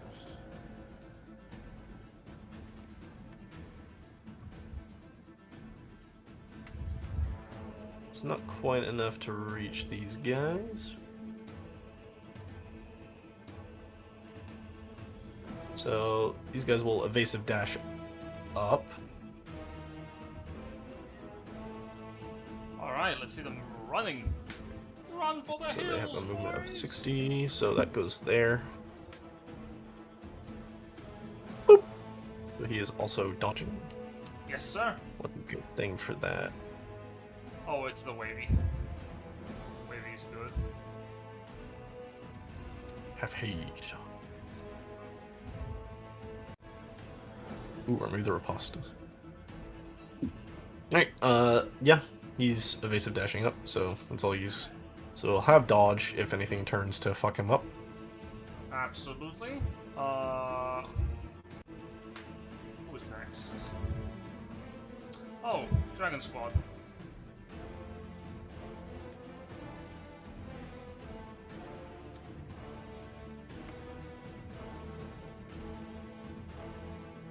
Yeah, I think the Ronin up here are going to withdraw. Fair enough. I'll just remove them. Yeah. They've done a good job. They can join the back lines. Retreat! They're just gonna take a breather and tend to their wounds. This includes this samurai here. No, he has a bow. He can fucking stand there. Understood. This guy then, next to the burning bush, goes next.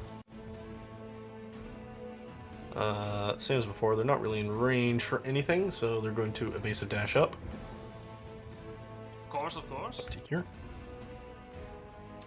55 feet.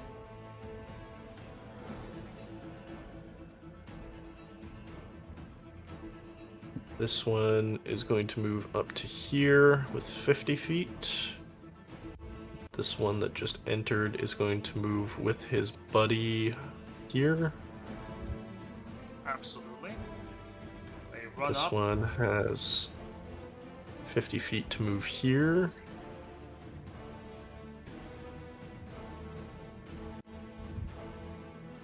Alright, they're engaging with the husks as they approach with burning torches.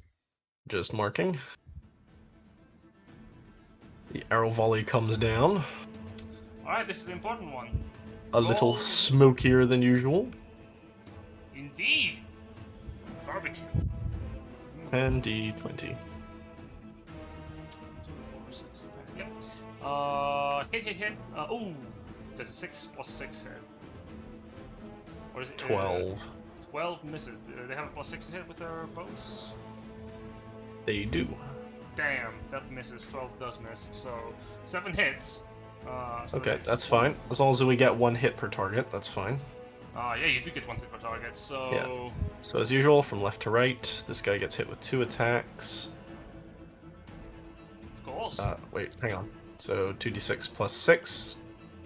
Is it the same damage, or are these doing different? It is the same damage, but they also deal a d4 fire. Okay, Oils are better than torches. correct. So that one takes that much. So as the fire hits it, it screeches as it falls to the ground and spasms like a burning monstrosity writhing before it sort of like crunches up like a spider, its limbs contorting and then becoming still. Wonderful. This one only got hit by 1. Oh yeah, it also dies. Oh. No, it doesn't. But it will die by bleeding. Lamau. Same fire damage. This one's next on the list from left to right, Yes, sir. which also only took 1. Wait, that was... I don't even know what that math was. I must have deleted it. Oh, 1d60, 1d4. Yeah, there we go. What a one's ridiculous better. calculation. You roll 1 time 61 d4s. Yeah, that's way better, 16. And it's still gonna keep bleeding. Yep. Then top one gets hit with 2. And the one above Kage gets hit with 2. Alright, now all of them can be killed. As their clothing ignites. They scream with a supernatural shrill. It is impressive how they scream despite the fact that their vocal cords are completely destroyed.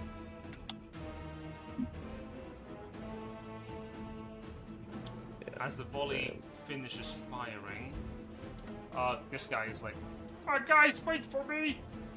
Yep, he's gonna dash up to here. Boss? It's a dash. Absolutely, setting the formations in order. Brings us up to Kage. Just as you understood, the regeneration factor will probably not activate, so if you kill them, they should stay dead. Yes. I do still have one less fighting spirit. Let's pop that just to make sure we get our advantages.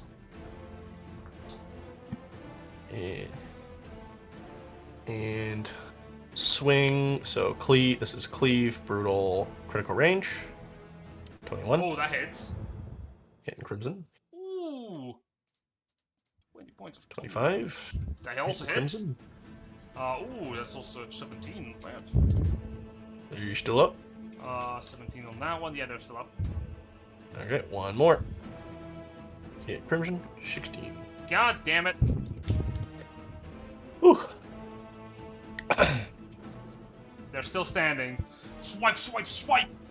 This one probably may die from bleeding, but the other one is too tough.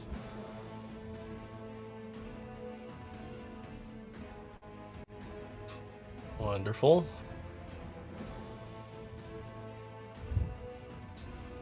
Do you wish to action surge or move?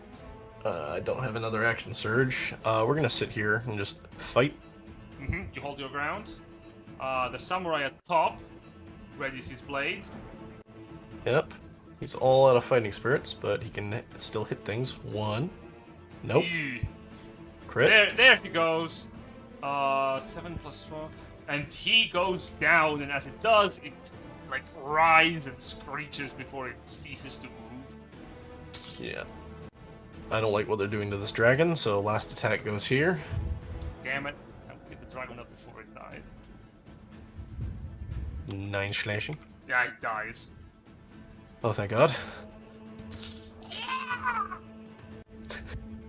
Donk. He just cuts this burning zombie in half.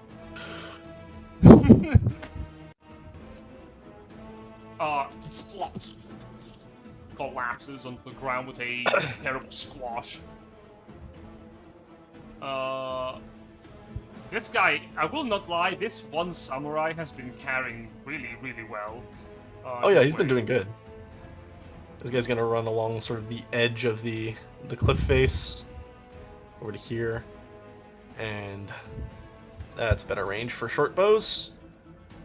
Kill! And shoot some arrows at these last guys. That's it. Shooting at the closest one. Pew. 18. Hits. Bullseye. And 3. Ooh, nice. Ow! And again, I'm 14. still alive! Alright, that hits. I'm still alive! It dies. And the last one, please, for the love of God. Yay! And he ends the last one's life with its fucking 4 hit points. How? As the last husk falls, victory on the battlefield comes with a stillness of motion as the warriors around you with their torches like still burning the corpses to ensure their demise isn't proper.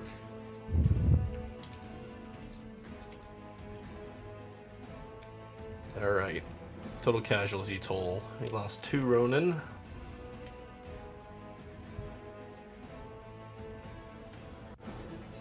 Lost 1 samurai. One of the Ronin is wounded incredibly hard.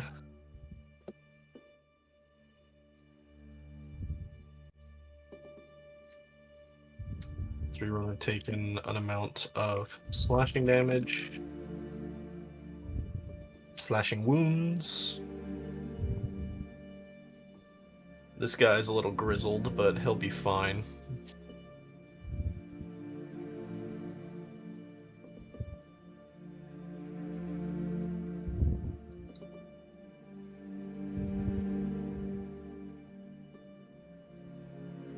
Alright. This samurai walks up towards you. My lord. What was that?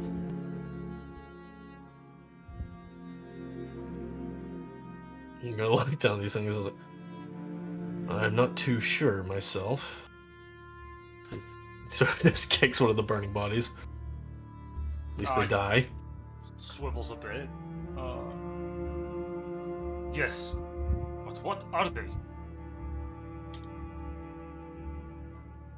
I have never seen an animated accursed like this before. No spirit back at home can be disturbed this way.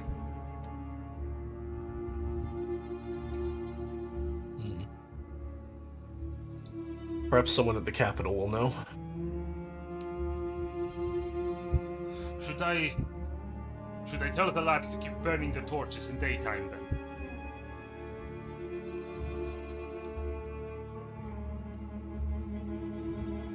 Sort of just going to look back down the road.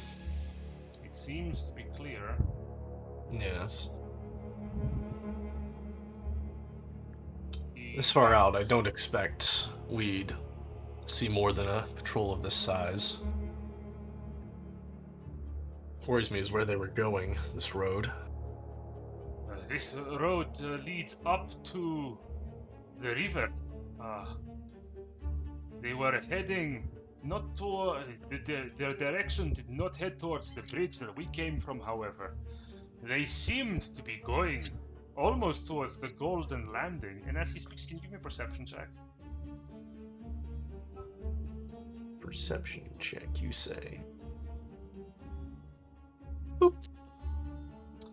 Even with the difficulty of the road ahead, you can tell that the way that the dragon was like moving, not even like according to the road's path, it wasn't just following it because it was in the direct route it was taking. They weren't going towards the Golden Landing. They were going almost towards like the necropolis or like Hueco Mundo in the distance, which you now notice there is something there. It's like a dot that flies around the spire that is Dante's tower. Just narrow my eyes at it.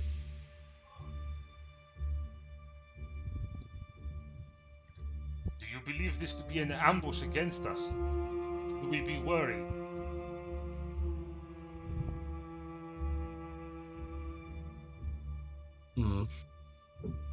I'm worried that this might be the start of something, but I think we're fine for today. Bury the dead and box up these remains. We'll take them to the capital. Surely someone will know of them. He bows immediately and starts commanding the soldiers to prepare their remains for examination at the capital.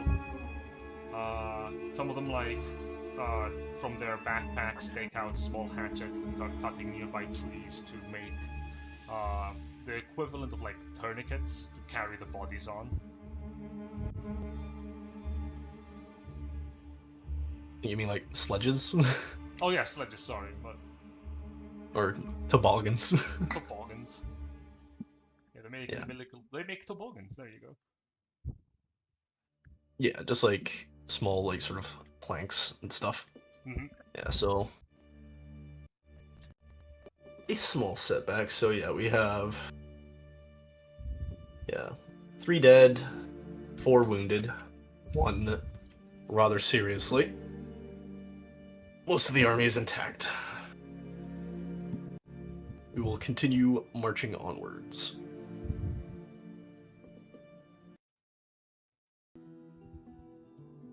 Alright. You continue marching down the path. This is technically a brand new day, so... How far can you travel with the fact that you're carrying corpses, your movement speed is going to be a little bit reduced. You will be able to travel 1 less mile this day, while you're still carrying the corpses, as they offer too much baggage to keep lugging around. This includes also your very, very wounded individual, who is also lagging behind. So long as you have these 3 factors, the 2 corpses and the guy, you're going to be a little bit slower. I mean, we are a full army. I would imagine that carrying them shouldn't be too much of a deal. No, it's not about carrying them. It's about moving at a pace, which I've assumed is normal or fast. Which one have you said? We're just doing the normal one, so that's what, 24 miles a day? Yeah. I mean, you can order it to go. You can order it. Yeah, to be... it's a standard one is an 8-hour march at 3 miles an hour. Each one after that requires an exhaustion check, so we're just gonna keep to the. Yeah, we're not gonna be able to move at full speed, so we'll just move at the standard 3 miles an hour, 24 a day. Got it. You head down towards the Knoll Spine Ridge. As you set up camp for the night, you can see the Knoll Spine Ridge in the distance. You are basically keeping to yourself for a bit to calculate the best approach. Here you have a decision. You can go around the Knoll Spine Ridge, or you can go within the road that's like snaking through it. If you go through the ridge and the road path, you may be accosted by the locals.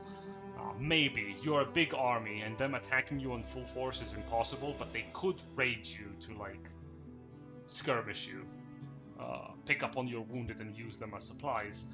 Tales of gnolls devouring the weakest of any large company is not an unknown tale. If you go the wrong way around, it is difficult terrain and will hamper your... I'll say, yeah, it's actually the shorter way around, but yeah, it's difficult terrain, so... Yeah, exactly. Winds up being longer.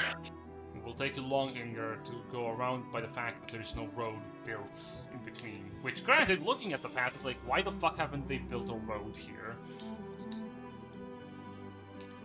Because before, I imagine it wasn't inhabited by gnolls. Correct.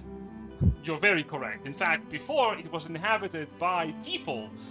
Specifically, there was an outpost up in the Knoll Spine Ridge. Give me a history check. Let's see how well read up Kage is on his stories of Rubia. You remember Van? You remember Ash talking about it? I say Van. You remember Ash talking about it in, like when you were traveling at some point together. He had mentioned, like, from the local kingdom, the Knoll Spine Ridge earned its name because legend has it that the people situated in the barracks on the mountain tops of the ridge, because they had so few supplies, they were constantly starving. And at one point, someone was contacted by a demonic force, and they resorted to cannibalism to survive through a very harsh winter. Ever since, only gnolls prowl the top of the ridge, said to be the same soldiers that the kingdom had put in place to keep the path safe. Pretty good.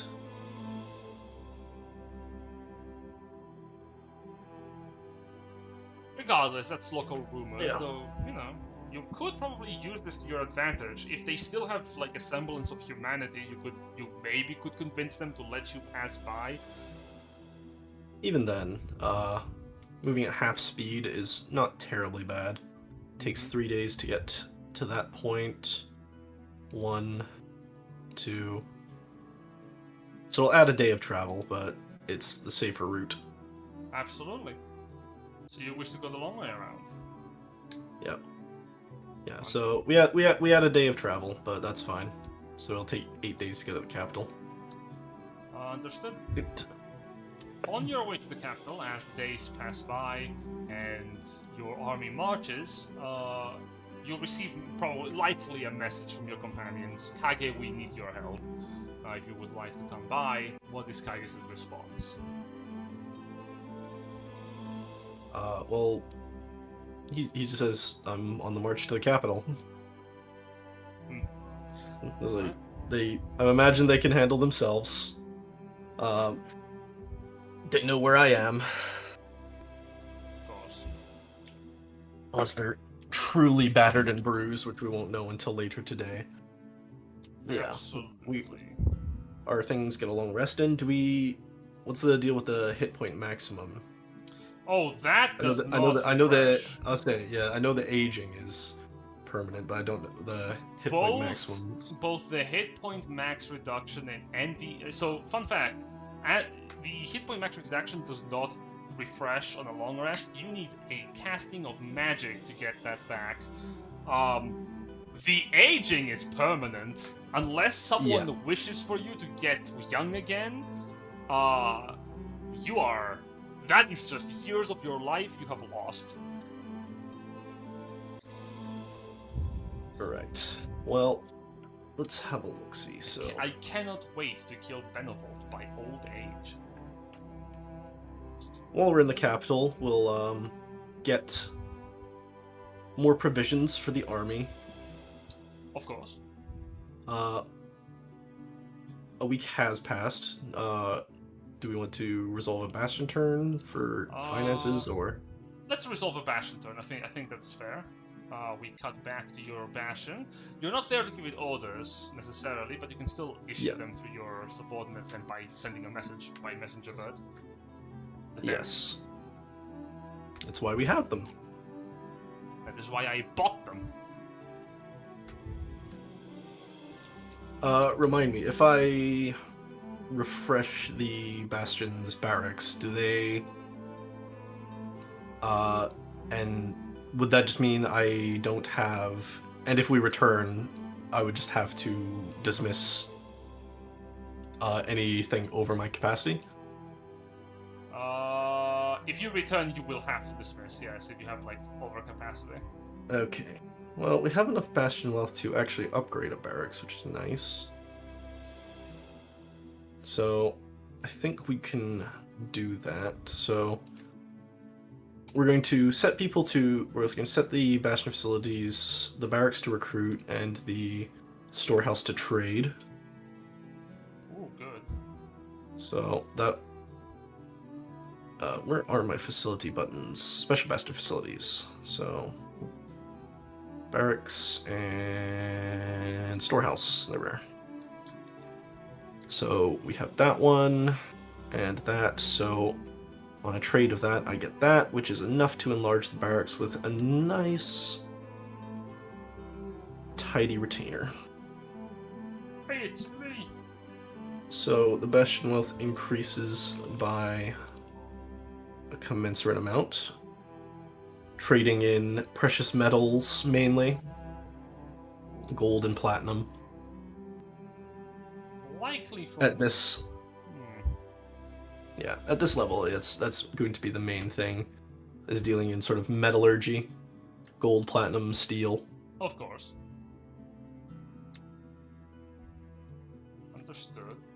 Where is my calculators? Oh, I have 3 calculators open. That's what I get when I'm calculating battle damage. So 5756 becomes that much Bastion wealth. 256. We spend 2,000 of that to upgrade a barracks to a vast barracks. That's good. Which adds a further 12, 13 defenders. So our maximum goes up from 48 to 61. That's pretty good. It's nice. We're slowly becoming good now that we've built up the Bastion wealth. And then the barracks recruit up to I mean, don't get me wrong. Yes, this is a good number. You are a one person. Normally you have like everyone contributing with their barracks to the numbers. Yep. And then the barracks go on recruit. Each one adds another 4 defenders. So that is a nice extra 16 to the Bastion defenders, which is a... Okay, so we have a nice little standing army back home. Yeah, you have basically your replenishments. Yep. We don't get Bastion points because we were not maintaining, we were trading and recruiting. And that will do. So they're busy sort of expanding the Bastion back home, enlarging the barracks, sort of getting ready for the coming conflicts, stockpiling precious metals.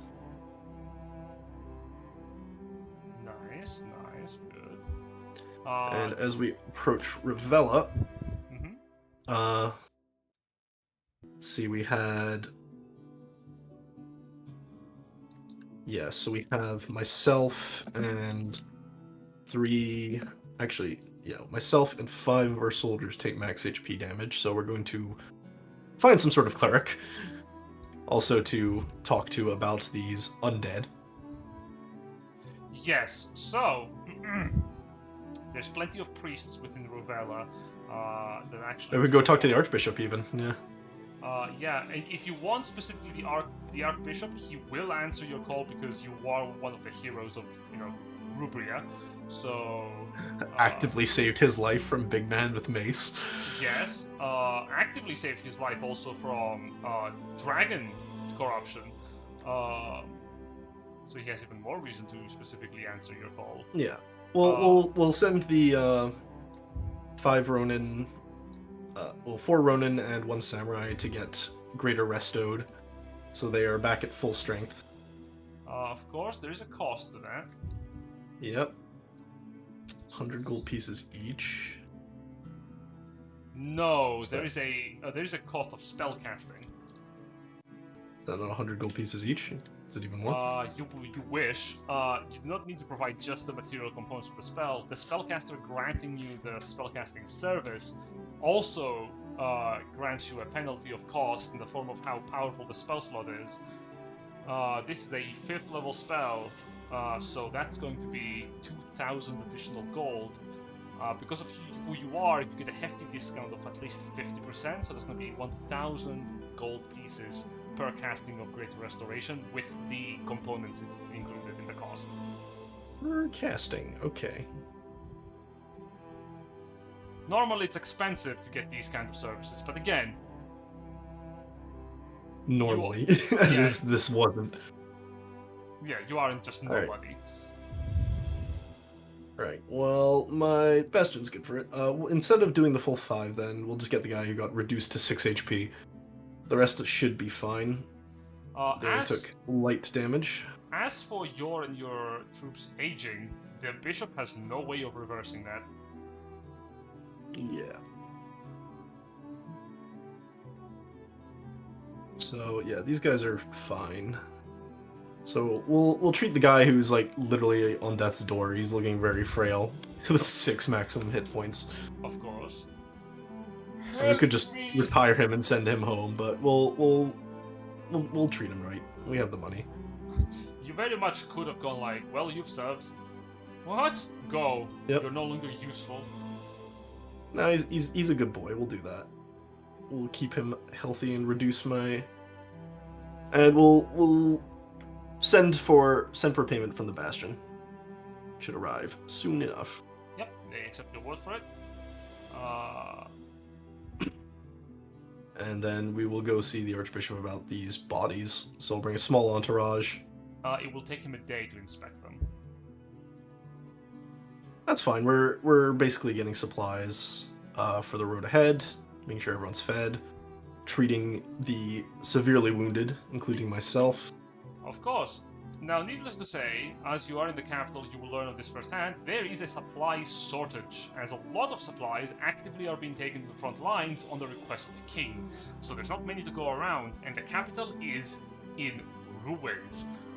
Deep craters formed by Ember's destructive assault still remain, and no one has patched them up. They are natural hazards. Merchants don't like coming into the capital because it's a ruin.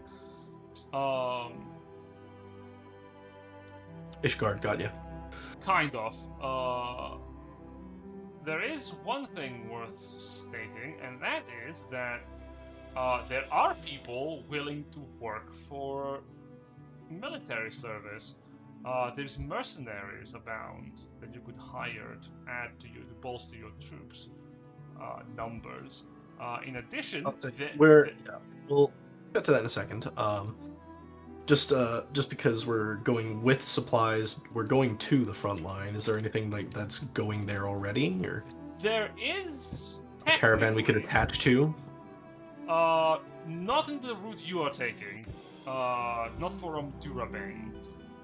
There is a caravan that is attempting to brave the path from Blightheart to reach the front lines faster. Yeah, just skipping over here, I imagine. Kind of. They're actually following the road all the way up here and through here, actually. If you look at this little spot, they are going through here. Well, they're daring. Yep. Or foolish, one of the two. We'll see. There is, however, another potential caravan. When I say potential, there is a noble who is here in the capital asking for supplies for a potential trip down to the front lines. The Baroness of Baramont. She hasn't decided on a route yet, however, and rumor has it that she's not going to be staying too long in the capital to find out. She's actively in the process of needing good people to travel with.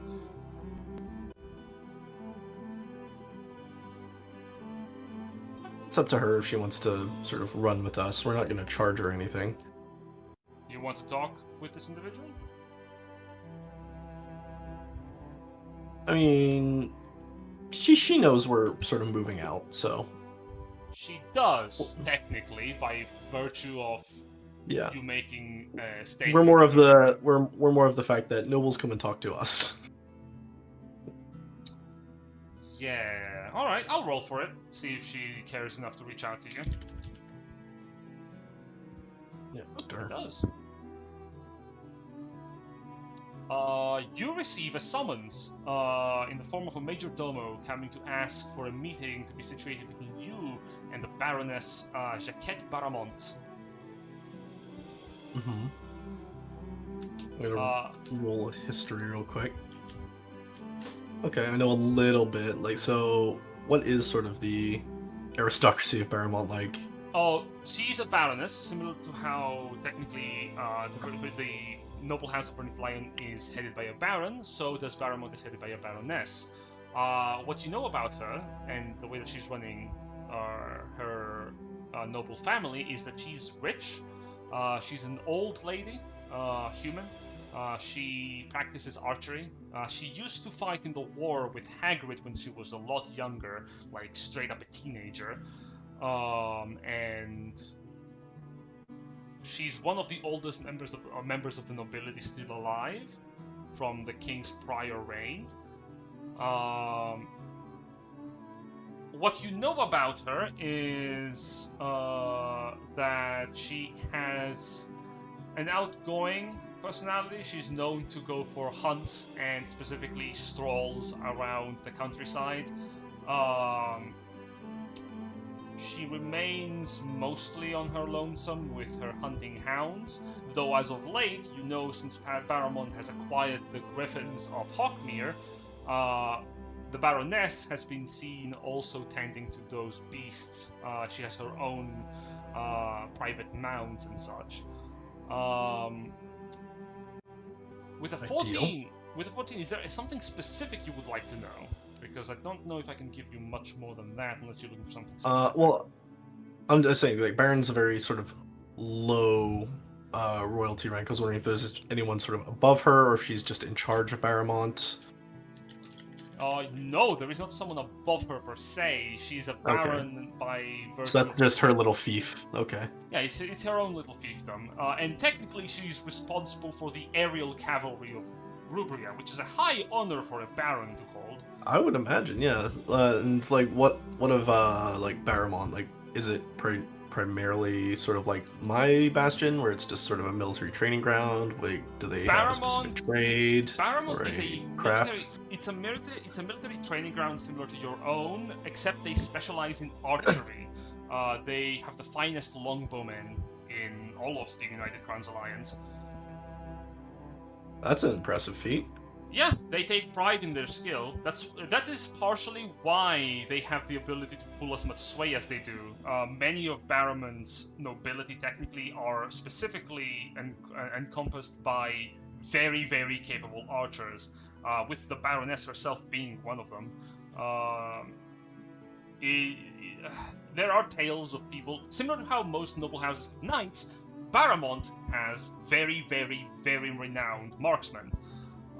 Be it longbowmen or shortbowmen or crossbowmen, and women, of course. They have a variety of sprinkled in individuals, which is also, funnily enough, not something that the other houses really delve into. They don't allow too much variety in their nobility like Barramont does. Again, making them stand out even just a little bit more. Also, fun fact that I think you should know about this, regardless of your history check, the Baroness doesn't take shit from nobody, including the king. She is more than happy to stand her ground, including in Giles' presence, but she hasn't done so for reasons that are mainly between her and the king. Also, definitely has something to do with the fact that she has a bunch of griffins she's tending to now instead of Hawkmere. There must be something there that you're not sure about. Okay. Yeah, we'll go along and see her then. Of course. One moment.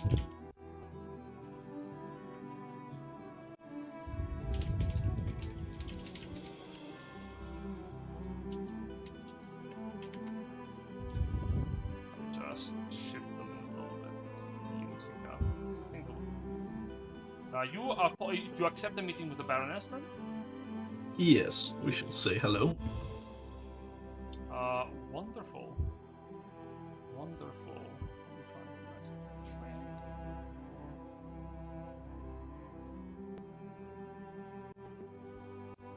I wish I had a meeting. I wish I had more noble themes. That would be nice. We'll use this one. You are basically invited to an expensive. You're invited to an inn, actually, for a meeting that has been reserved by Barramont's troops. Outside, every other patron has been escorted out prior to your meeting, which means that the entire establishment has been reserved for a meeting between lords, or barons in this instance. As you enter in, even before entering, you would find like soldiers of Barramont's colors standing guard outside. Do you bring your own retinue to this meeting? No, not at this point. They're busy. They're busy prepping the caravan themselves. Fair enough. Time is night, and as you enter inside, warm colors from burning lamps light the interior. Within, the staff are tending to the kitchen in a distant, muffled tone. Within, the Baroness is sitting down comfortably in a chair as she's discussing things with one of her subordinates. But the moment you enter, she shoves him aside and welcomes you in. You can see her. She has age has not caught up to her too much. She has long grey hair and an eye patch covering one of her eyes, with a long hat with griffin feathers embellished at the top of it.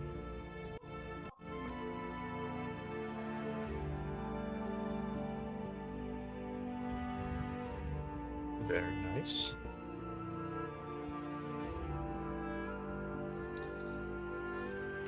Monsieur Kage, the newest newest member of our circle of hierarchy. It is an honor and a pleasure to make your acquaintance. Me briefly forgetting the correct term of address for a baroness. How do you react? That cares about titles too much. I'm gonna say the feeling is mutual. She cracks a smile. Take a seat. Take a seat. Yeah. You will do so. I hope you do not feel threatened. I wished to discuss with you, for I hear you're heading out into the front lines to meet with J. King. No? You have heard correctly. We Very plan to good. march soon enough. We just have some business in the capital to attend to. Then I would like, if possible, to ask for you a favor. I have also been tasked with sending in supplies to the front lines. Alas, I find myself currently in too much work. As you may have seen, the capital remains very much in disrepair, and as much as I would like to delve headfirst into my duties, if possible, I would very, very much appreciate spending some time cleaning up here. Now, you could make my delivery on my stead by providing the supplies to the keep, and in exchange I can offer you my troops for protection on the road. If you are not interested in this favor, I would also like for us to travel together. Safety in numbers. The front line can be dangerous.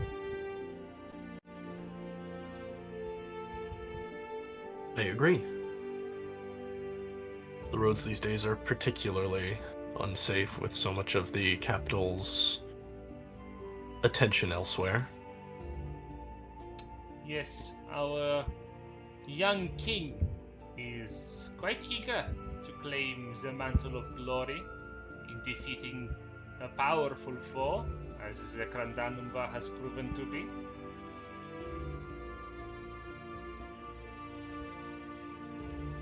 Old or foolish, time will tell. So it will. He is very generous, eager to get as many people to his side as he feels comfortable with.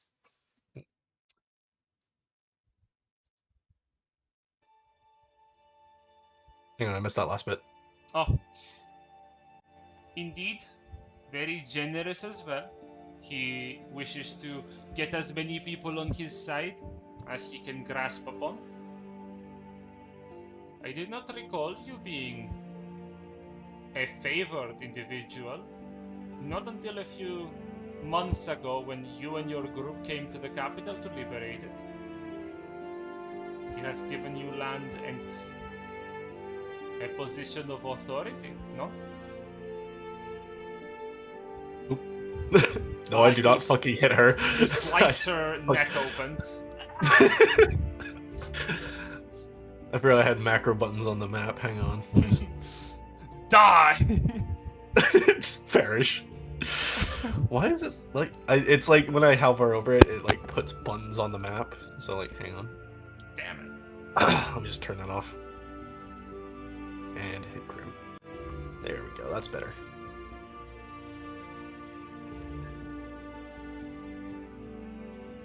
J. King can be brash, but he is a boy. And it falls to the responsibility of his elders to show him how to rule his kingdom, even if he does not like it.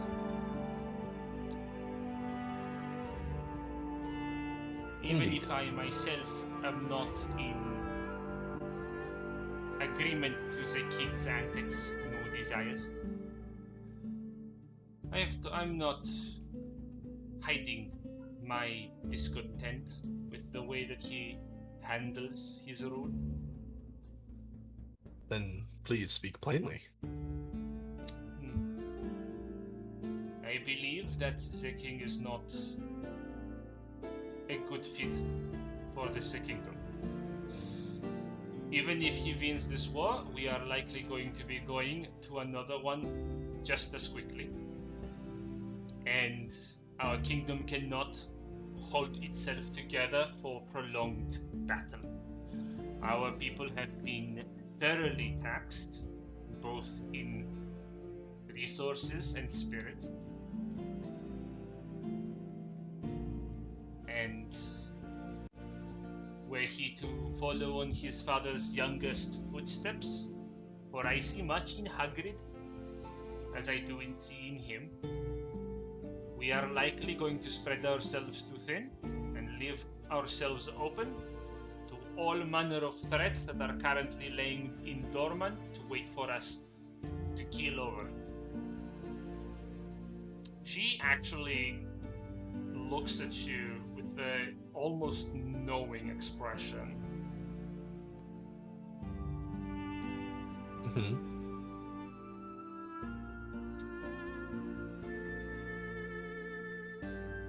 What is your opinion of our good king? You were not born from here, and I think your input would be valuable. I don't think there's anything I could say that you have not already. I've been here a few months, and I agree wholeheartedly with your statements so far. The people need to heal. The capital needs to heal. And we need to defend against threats from within before we start looking outwards once more. Very much agree. There are a variety of powerful leaders who have grown too accustomed to their seats and too hungry to realize the danger that the kingdom is in. Already they are barking, believing themselves to be heard loud and clearly that their intention of taking this crown of the king's head will make their rule a better one. You would have to be a blind man not to see the machinations already moving. Grumbavao, I believe, will be the first to strike against the new king. Already they are boasting of their strength.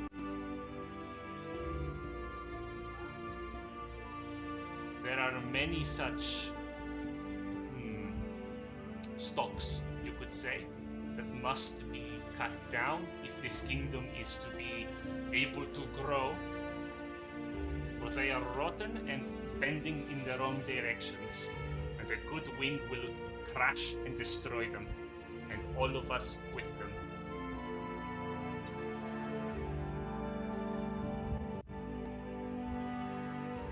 New growth cannot first occur without the destruction of the old, I agree.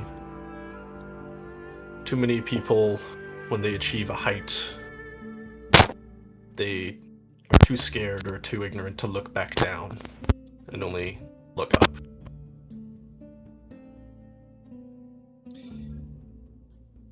Very much so. And they forget where they stand. Yet I am certain the king is just as likely to cause distraction as he is to avoid to stop it.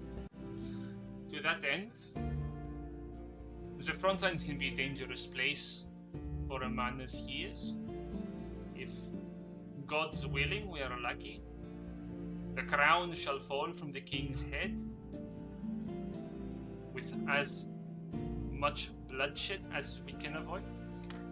But I've already told the young king that I disapprove and disagree with the way he approaches our problems. And there will be a time when my disapproval is not voiced, but acted upon.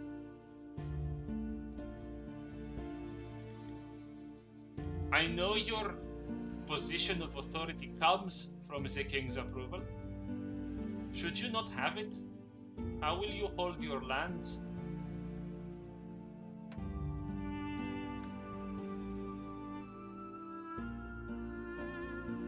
An interesting question. It is. I find myself asking the same thing. I have the loyalty of my people to trust upon, and my reputation to hold me from those that live within our kingdom. They know me. I am certain that you have strength, and I'm certain you have thought of already how to deal with the problem. In these lands right now, a small but growing settlement, and a few good memories in the king's mind. But I hail from a land of prosperity and honor. And they would back a claim if I chose to make one. If things grew too desperate here. More than likely. It is important to know how to handle both the eyes of royalty and royals, as well as the common man. I am certain they have accepted you. I hear of your... what was it? Comrades' holdings in Vanbridge, the sizable town he has made. Larger every day. A governor, if ever has been one. The Baron of Vanity Island, it's the same thing. And his knights are numerous. They may not be as impressive as the bravery of Sonbrand or the might of Rambabor. But loyalty is a powerful thing, and honor inspires it, I'm certain. As you know, our people value virtues. So it is spread. And the virtues are many, each house representing one. If new houses are going to rise through the tumultuous time that we're going to go through, their virtues will be challenged. Honor would likely have Sondbrand question it.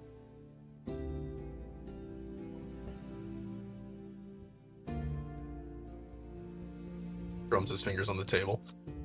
She nods. Even if we deal with the problems here at home, you speak of worrying about further expansion outwards.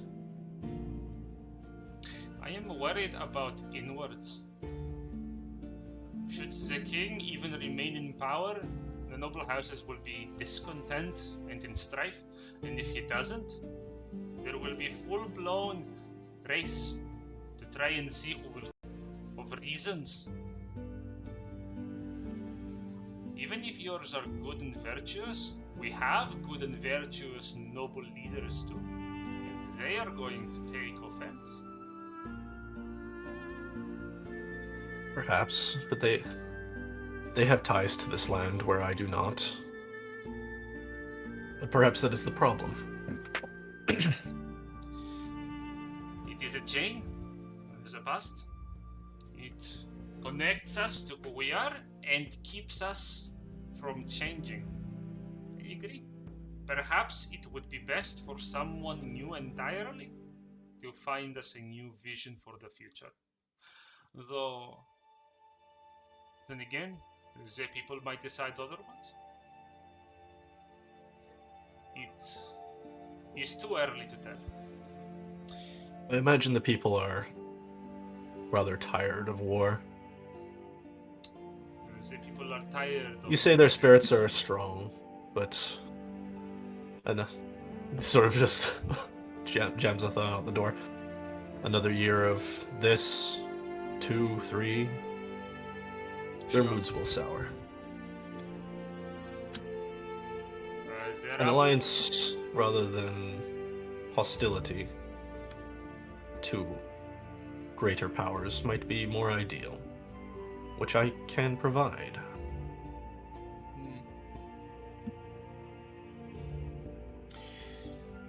I have a vision for the future of this kingdom, and I will not lie when I say that it does not involve many of the people in power who are now in control of many parts of it still being here. They need to be culled so that the kingdom can grow better.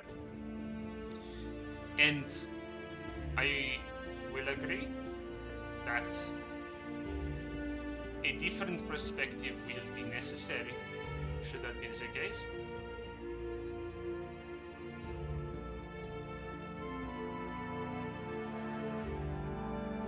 Ruling this kingdom, that is the difficult part. Putting all the power in one person's hands. I have seen what this has done with Krause's family. It has ruined it.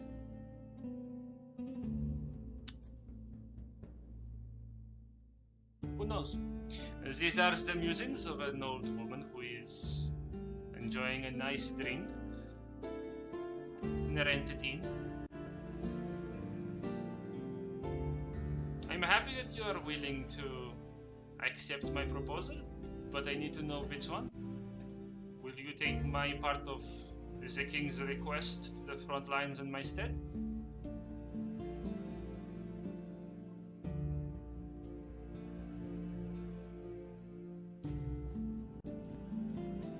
Sort of leans in. I think I might take your other one.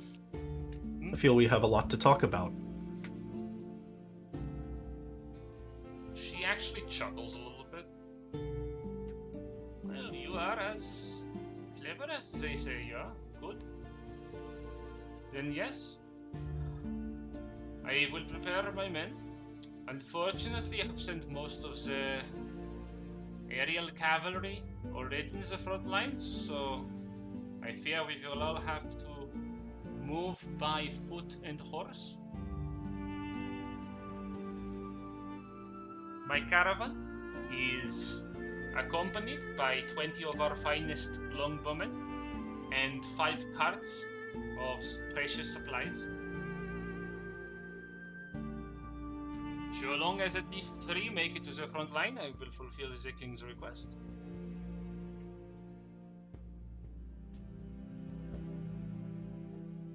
What would you like for returning this favor? I do not have much to offer, but I do have much that is precious. Or perhaps something else is in your mind?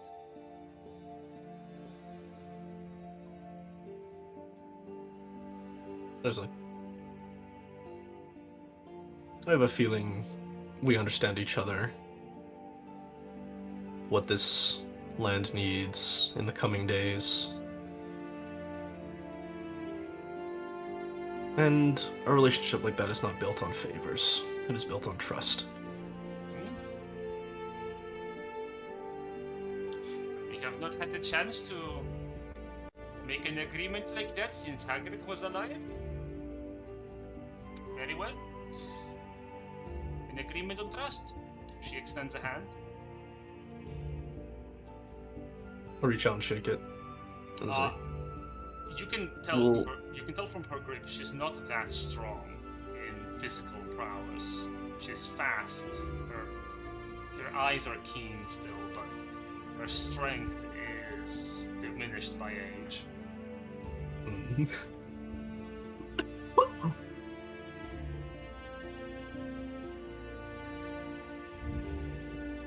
And she shakes her hand. Agreed. A few days in the capital to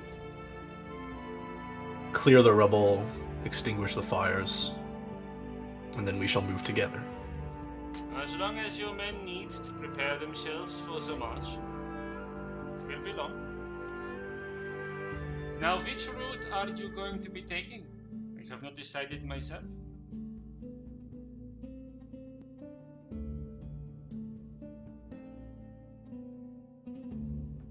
I plan to take the coastal road past Duravane. On my way here, I've encountered some complications that make me want to steer clear of the...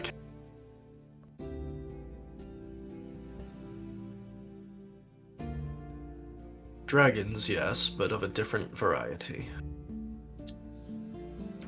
Problematic, nonetheless. Important. Indeed. Willing to stick to meaningful assistance, but also she is too powerful to outright make fun of, so. Indeed.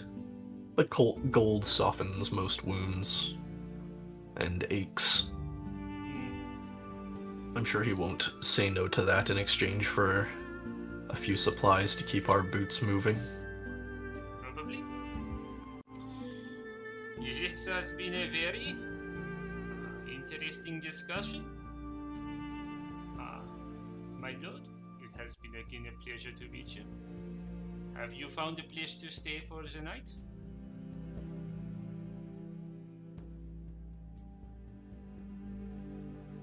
Not quite just yet. My army camps outside the walls. But I have some business to attend to in the capital, if you wouldn't mind extending an invitation. I would reiterate that I think we have much to talk about. Well, I have come here with plenty of coin to pay for the expenses of the trip. I am certain we could find accommodations from across the city's inner ring to put a roof over your men and to keep them straying away from the most desperate folk who live outside the walls. Indeed. As you said, this place is a ruin, and a couple dozen pairs of hands should make light work over the coming days. Agreed. Speaking of pairs of hands, been meaning to ask you, the man named by first name of Tabriz, you are familiar with him? Familiar would be a good way of putting it. He has told me much of your company and the travel that you have made, the long promise. I have been giving him room and board in Baramont, for he has been helping me out with the fighting of the Draconians while the core of your group was gone. I have left him behind to look after matters of my estate. In fact, I have put much faith in him.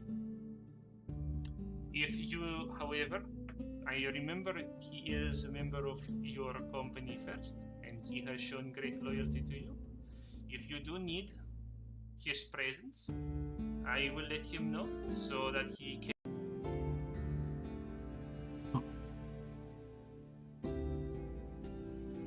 He is a capable warrior. He would do well to join us on the trip to the front. But if he's in charge in your absence, then I wouldn't deprive you of him. I wasn't aware he was a good bookkeeper. Oh, not good bookkeeper, no. But he is a very good trainer. I had trouble. Ever since the king gave me the griffons from Hogmere, it has been troublesome to find people who can ride them proper.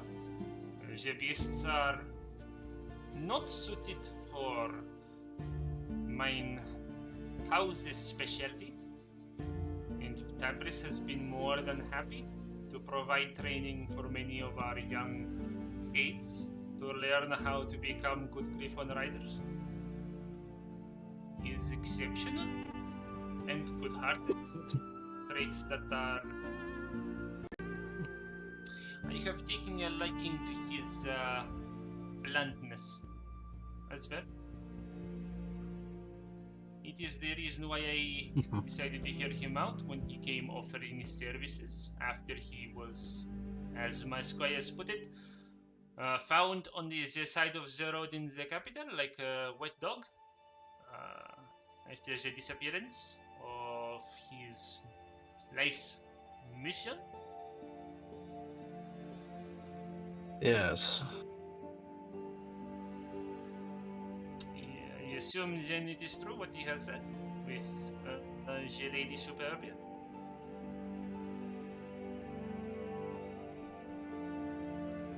And what has he said? He has been clear that she is, as you would put it, a beacon, an angel in a young woman's body, a celestial queen. What could bring the kingdom a hope?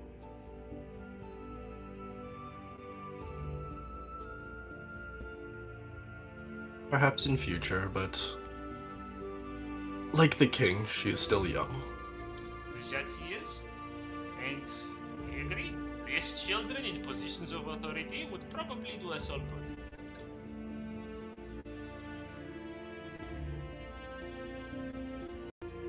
You understand? They are your comrades. But I find that being earnest, or at the very least honest, it's armor.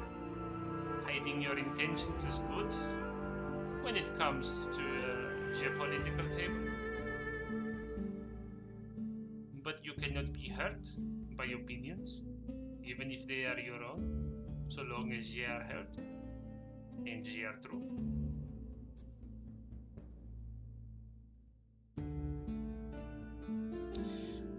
Indeed. But again, music, when your old lady, I can offer you this establishment for your troops. And she snaps her fingers and beckons over one of her retainers to guide you and your troops to the inner ring of the city to find accommodations. Yes, they'll help out with the sort of as you requested, like put out some fires here and put some things together. A lot of them have helped with the construction of the bastion and the barracks, so they're as handy with a hammer as they are the blade. Mm-hmm. And there is a lot of work that can be done. Even if it's just moving rubble, that's something someone can do. Yep, though the magma has subsided, the deep crags need to be filled, good lord, like even the infrastructure needs proper repair because all the underwater like rivulets have been underneath the capital to help push sewage like out from the city. They have been heavily damaged. Buildings have fallen into like crevices of broken earth. They need to be like pulled out from carefully lest they domino effect into other buildings. It's a big mess. You would need a year and probably more than that to fix the capital proper and then begin rebuilding. Yes, we have enough hands to at least clear rubble, sort through bricks, see what can be reused and what needs to be thrown. Absolutely, enough hands to at least put a place in order for people to live in comfortably and not reside in actual ruins. Yes, absolutely. Clear away bricks, clear away rubble. Something else you will find in the next few days if you're staying in the capital, there's a lot of desperation. People that live here beg for help. Merchants that pass by have to hire guards to stop thieves and straight up bandits from robbing them in the streets of the city. There are actual crime gangs that are forming, and there are temples that are being attacked.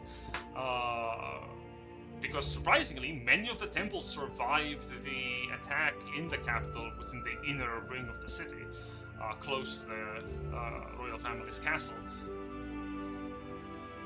And there are not enough soldiers situated here by the king's order. Even the royal guard is missing from the capital. They are with the king.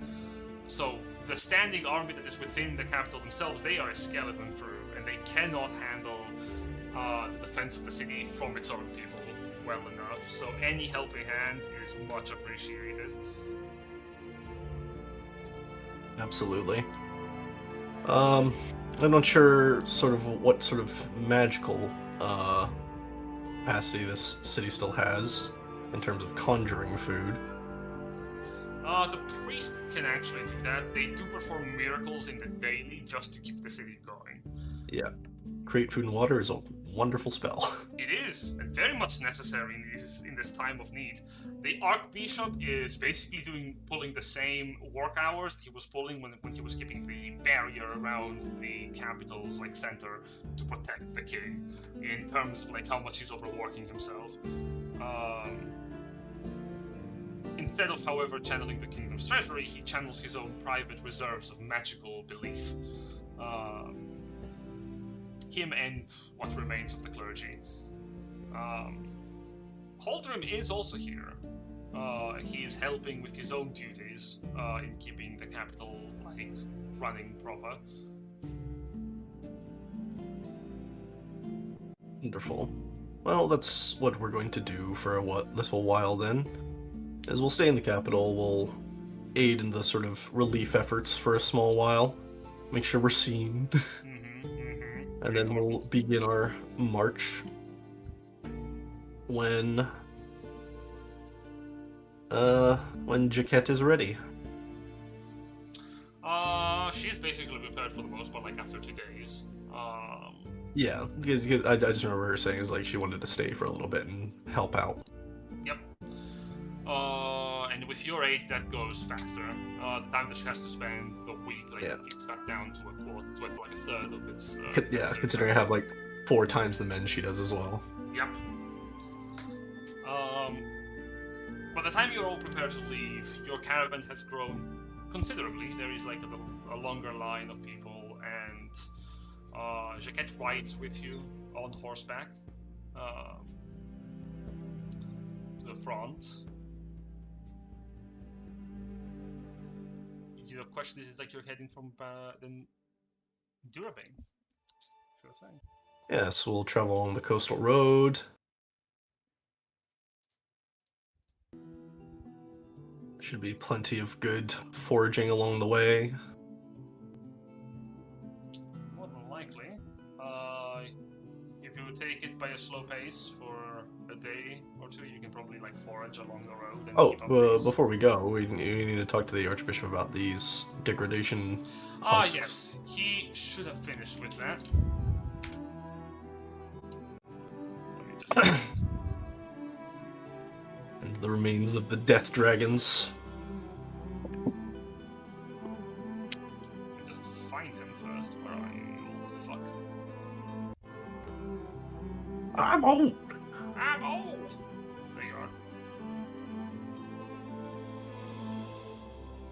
are. Florentine basically calls up to you. He's got so much bling. I mean, yeah. You don't get in my position and not get rich doing it. So basically, to give you the rundown, this is an enhancement to the animating curse, brought on by the degradation and it coexisting within the same host. And this is straight up just a death plague. Basically, the degradation kills the host, and the animating curse brings it back. And the best part is, the bodies you brought, they were basically sludgy skeletons by the time you had brought them over, and Florentine informs you, those creatures, when you brought them in, they were nothing. From his understanding, they have already arisen somewhere else, by virtue of the animating curse, animating the bodies around the battlefields they have perished in, or like where the animating curse is strongest. Now with the degradation, they travel like a fog of doom. So the curse, it's like around areas, or someone specifically casting this? So the Is this like animating Draconians just like trying to animate sort of? the animating curse is older than the Grandanumva, and it is older than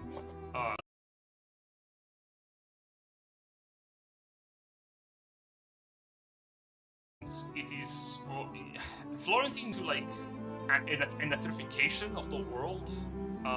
In a way, he believes that the gods, like when they left, with them left their benevolence, and thus people rise up from the dead in places where death is most prevalent. He's not entirely wrong. It is mostly found in large battlefields, and if the bodies are not tended to, they can rise back up as undead, straight up on their own, like a curse. But it doesn't spread. If someone dies by the hand of an animated accursed, they just die. They don't join their hordes necessarily. But with the degradation spreading by consuming life, the animated accursed that you brought in, their hunger for life moved them, which is problematic because that makes them a death plague, especially after the information you gave him and the tales he sent from your soldiers, how the breath of the dragon like tore away their spirits, and inspecting the people that you brought him over to heal, including yourself, he saw the degradation of your flesh and realized the animating curse was taking effect at the same time. Were you to die on the battle against the accursed monsters, you would rise up as one of them. It's a very powerful magical effect that he cannot dispel unless he is fully prepared for it. Which, in his own words, lest he was able to perform a proper miracle in the tiers of the highest of magics to cleanse such an effect. And even then, it would be concentrated upon a single individual. However this curse has been brought to fruition, it has been done so by the most vile of malevolent minds. For it spells the end of life as we know it, were it to spread even more than it already probably has.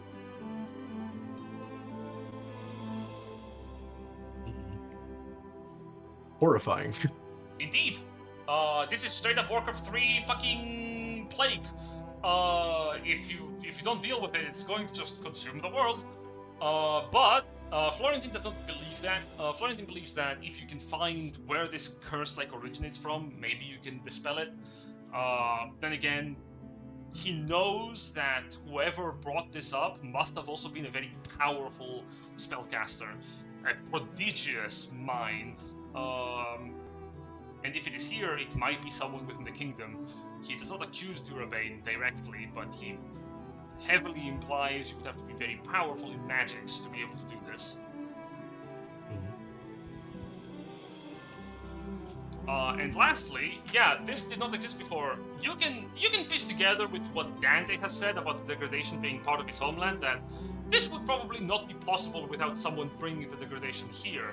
So if this is connected with the version of Dante that has been talked around helping the Grandanumva, this has been in the works for years. Yes. He would certainly know more about that, and I know they're off doing that sort of thing by this point. Probably, yeah. Going off to see Durabane and things like that. Teleporting around. Assuming they haven't just died in a horrible teleportation accident. If they haven't died to a horrible teleportation accident, or what I have prepared for tonight.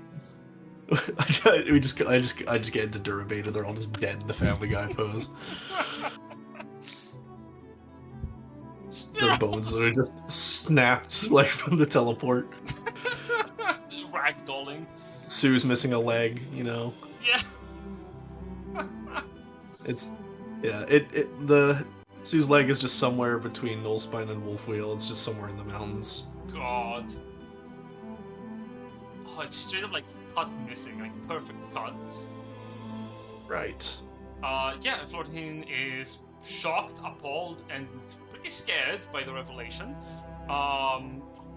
He believes that he must contact Condina to send for powerful priests to help cleanse the land, because this is a foul curse that must be combated and understood.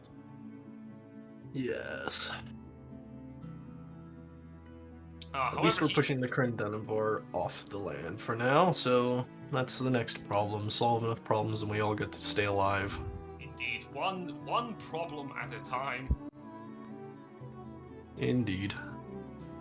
Yeah, I mean, well, I think that might be a good place to stop for right now. Fair enough. We can resume at Yeah. another time. Yep. But We're on our way to Durabane, so and we know the time frame for me getting there, so we can inform the party. indeed. So they know I'm on the way, and if they want to wait there, they know how long I'll be. So Indeed. we shall set off into the sunset. Mm-hmm. Sewage, is the what sort of army are we marching with? You have your own forces minus what you lost. You have 20 Baramond longbowmen, who are basically elite ranged infantry. Yes. And you have also the Baroness herself, Jacquette Baramond, who is in her own right, like a proper... you could call her like a legendary ranger in her own right. Yeah. Poor girl has to use a crossbow now. Yeah. Sad times. The moment you said it's like her arms are like she doesn't have a good grip. It's like, oh, she hasn't been training her bow arms. No, she used to fire longbow shots, and if a portrait of this woman exists, which I don't think exists in Ruvella, it exists back home. But she was like proper mighty to wield a longbow. Oh yeah, like I mean, as someone who has shot bows, is an archer. Yeah, you get tree trunk arms and thick shoulders. Mm-hmm. Well, but she's still dangerous. For her Absolutely. proper right, and she is also potentially an ally in your quest for kingship. Though I think I've dropped enough of a good hint to also showcase she might be relieved that Superbia could probably rise up to get the crown if Tabris pushes her for it, because she thinks that's what Tabris was implying when she was talking to him.